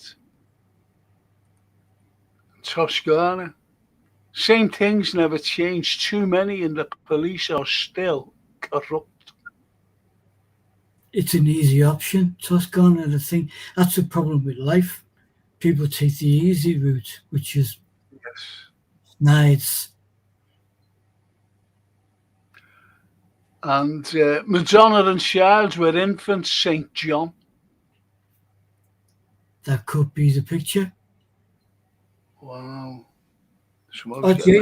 Jason is on it. He knows he's got it. And maybe for Thursday, we'll try and get it, put it up. Yeah, because he had to run out, unfortunately. He had to run out. And Bella says, an innocent man, George Kelly, hanged for the murders. How sad that evil inspector was. Yes, absolutely. Well, I remember as a young lad in the early 80s, 81, 82, along the dock walls in Liverpool, there was George Kelly is innocent. Yeah. Sprayed on the walls. That was the passion of people in Liverpool, and I was ignorant of the crime, the events, and it was my dad who told me about it, and then it was like, wow, and then such a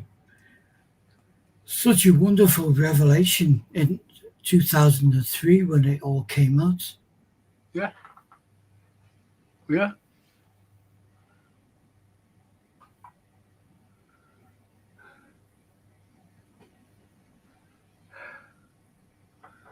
Love it. You enjoyed tonight? Yes, I have really, Frank. Yeah, really enjoyed it. I'm looking forward to the plans you made early on. Yeah, definitely.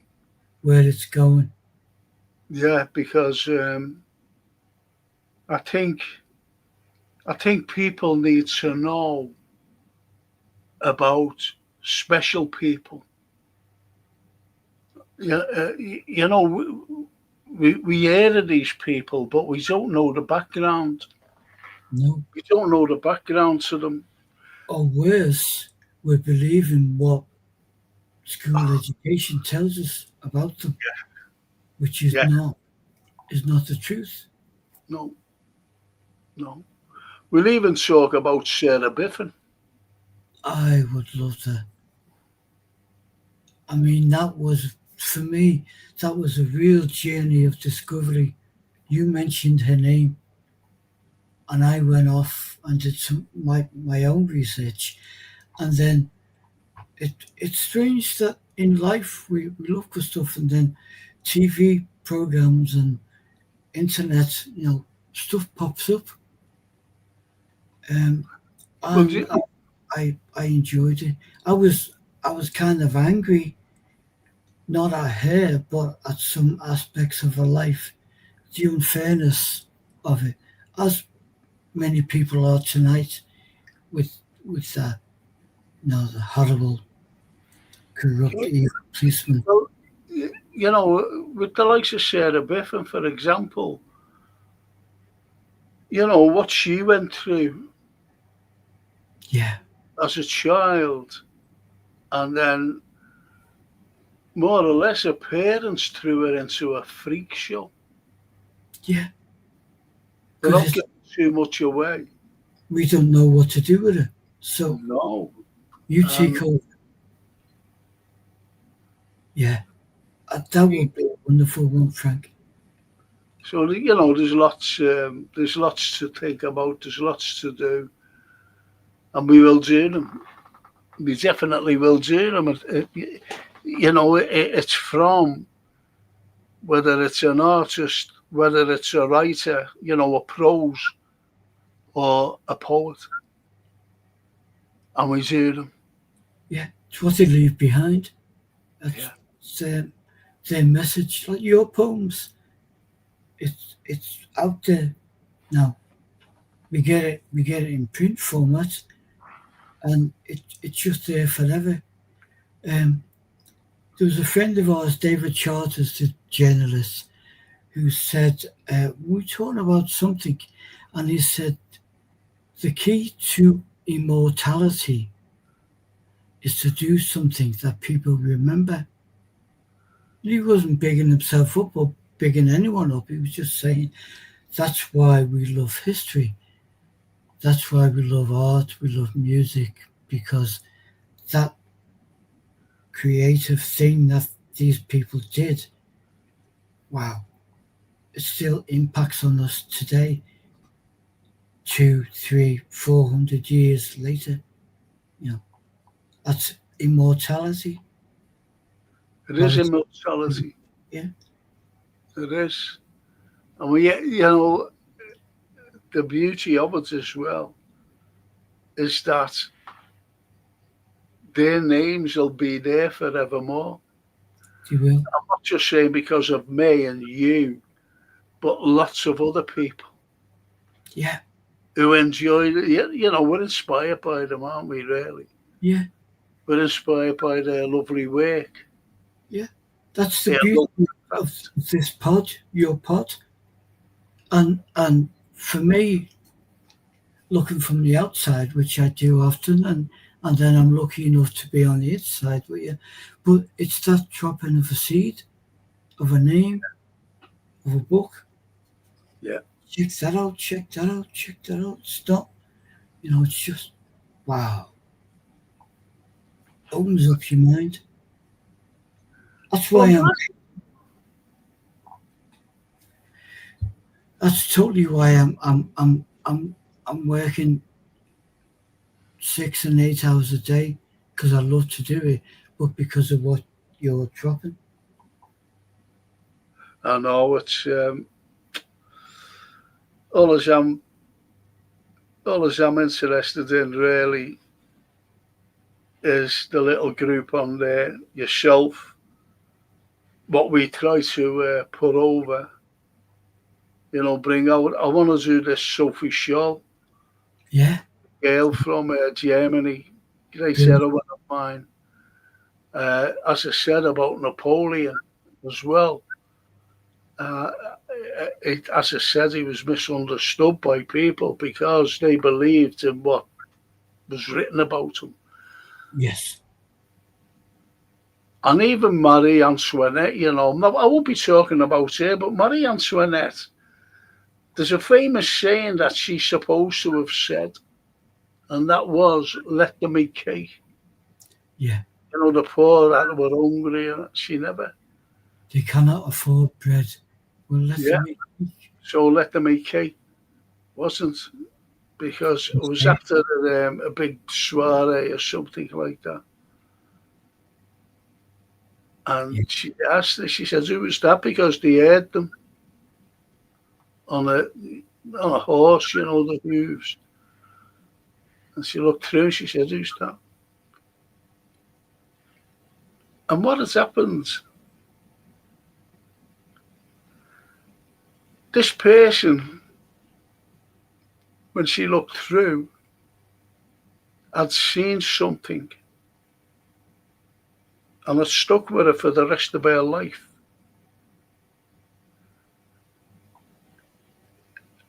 And when she said, who's that? Someone turned around and said, what are you talking about? Who's that? And it was a little boy, she said. It was a little boy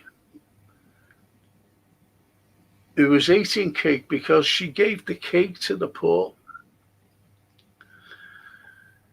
That boy was wanted to be called as a witness when she said it. But I'm talking about Marie Antoinette and Robespierre. He was a top lawyer. Yeah. And she was up in court, And he turned around and said, she said, let them eat cake. While he couldn't afford a crust of bread.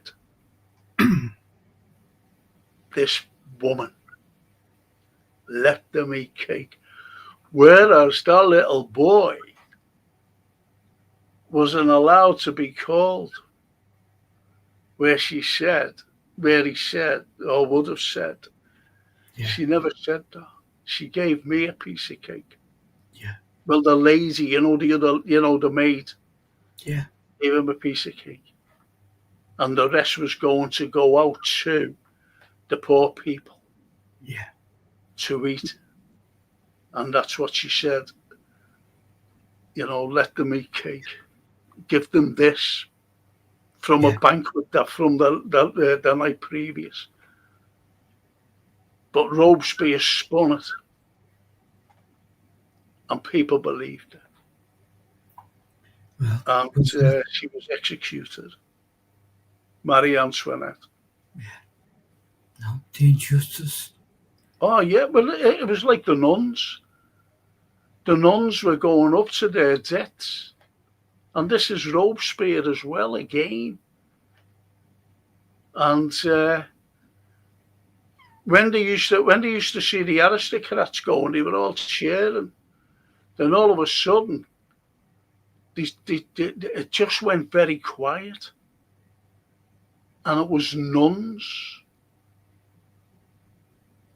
going along up to the scaffold to Madame Guillotine. And as they were going along, they were singing. And it was deadly quiet.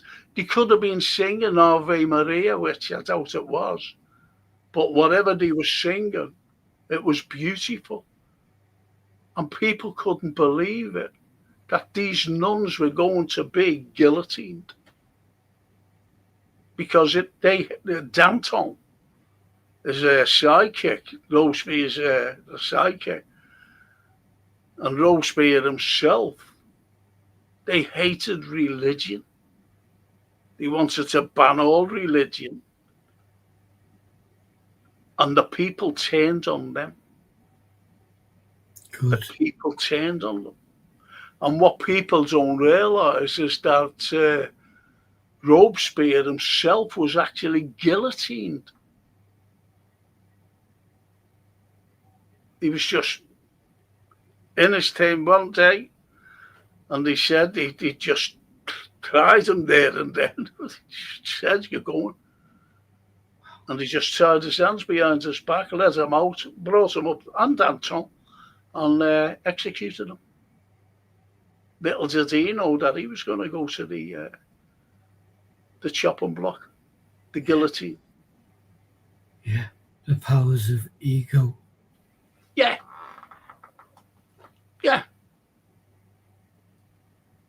It's his ego.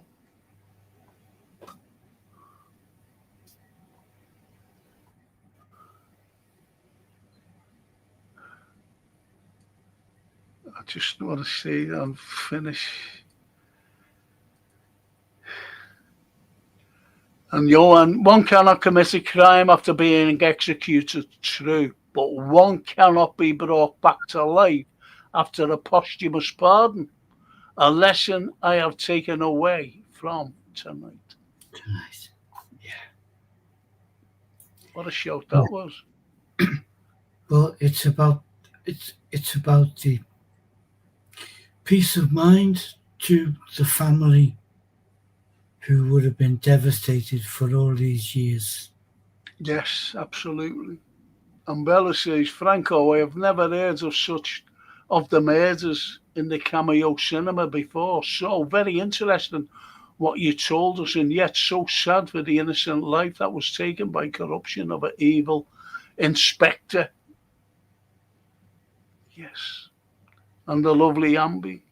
Yes, really informed. I've not heard of the case before. What a sad, sorry tale. Thanks. Yeah. Well, you haven't heard a lot. What we'll be doing.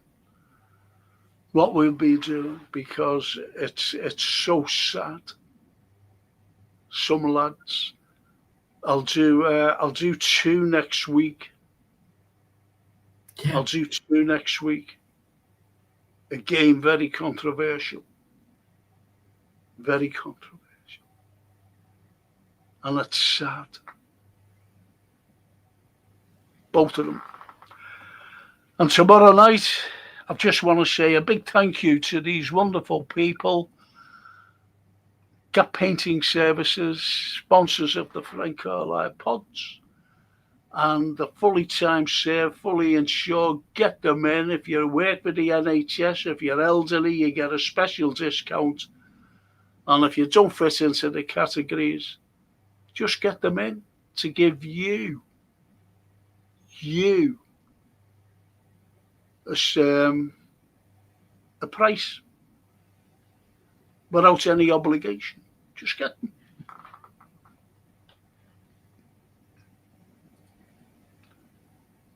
And Pac says, seems there's no justice as Bert Balmer is, yes, and the King's Medal for his services to the police. Yeah. I know. Says it all. Says it all. It's right, Pac. It's right, Pac. You'll be using your some of your photographs as well when we're back on the history of Liverpool. But in the meantime, we're going to do some of this stuff. Pac. And the lovely Toscana. Buonanotte, Franco and Anthony. Thank you for tonight. I did say I was looking forward to it. And I was right. I'm not around tomorrow night. But I hope you all enjoy. Thank you, Toscana. And I'll be sending you a message in about half an hour. Not even half an hour. It's just when I finish here. As I'm having a cup of tea. Anthony, can I ring you? Of course. I'll ring you. Honestly, it'll be before 10:30. Is that okay? Yeah. All right, mate. I think Lainey won't be speaking to me because you're not really every night. No, there's only one night in the week that she goes to bed early when she's doing a 6 o'clock in the morning dash. But no, Oh, right. Yeah. great. No, she. So anyway, I'm sorry, go on. Our life here. Yes. Nothing is 9 to 5. No. No, it isn't. No, it isn't. And on that wonderful thing with Gap Painting Services, and it's a big thank you to my great friend over there, Anthony. Thank you, Anthony. And thank you all from me. And as your answer is there, thank you, Frank, Anthony, and Legends for a great show. And it's to ambidextrous Little Ellen, Toscana, Bella. Have a good night, Legends. Isn't that lovely? That's beautiful. Thank you, Johan. That's why we do it. And I shall thank you, Anthony. As I said, we have to thank Jason for setting everything up here. Most definitely. And the most important people besides Gap Painting Services is who? Our beautiful chat family. Our friends who are with us through good results, bad results, history, literature, and everything. Wonderful. And as Pac says, thanks Frank, Anthony, and Jason for another fine show. Thank you, Pac. Thanks. I'll be doing it. I'll be doing a Chinese murder actually as well. Definitely. Good. But that's in the near future. I think you'll know about it, by the way. But we will do it.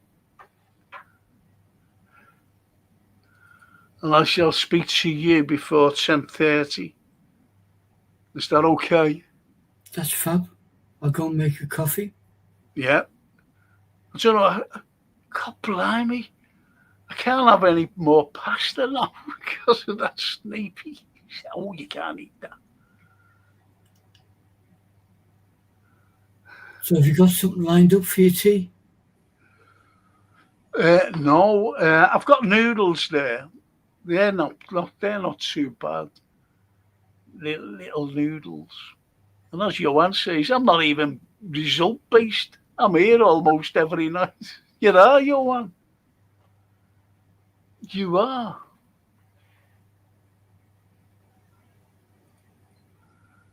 And the little Ambi says, thanks. And Johan, see you tomorrow for Wilfred Owen. Yeah. Really, don't forget, do they? And the answer to it's fucking great. There you go. So listen, I'll see you later. Thank you, chat. And Anthony and myself, if you're with us tomorrow, we'll see you tomorrow. What are we doing tomorrow, Anthony? Tomorrow is the history of literature, which will delve into different things as we do. And then Thursday is a kind of a wider scope. Absolutely, with all these wonderful artists. And on that wonderful note, on that wonderful little synopsis about what we're going to do, I'll end the stream.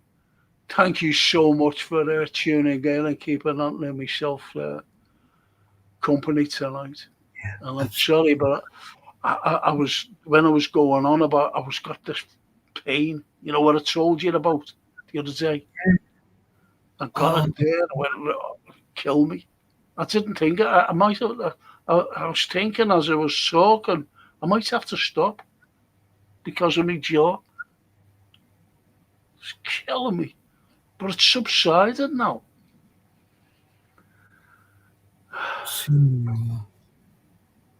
Subsided at least. And little, yeah. Go on. You're gonna have something to eat. Yes, I'll have to. I'll have to, Anthony. And little Lambie says, I respect it as the real murder, of course. Blood on his hands. Yeah. Good shout there, Lambie. Good shout. And grazie buonanotte, Franco and Anthony, and everyone for a wonderful night of history, says the beautiful Bella. Thank you, Bella. Wonderful. Thank you, Bella. Ciao. Ciao. So good night, everyone. Thank you so much, and hopefully see you all tomorrow. Mille grazie. All right.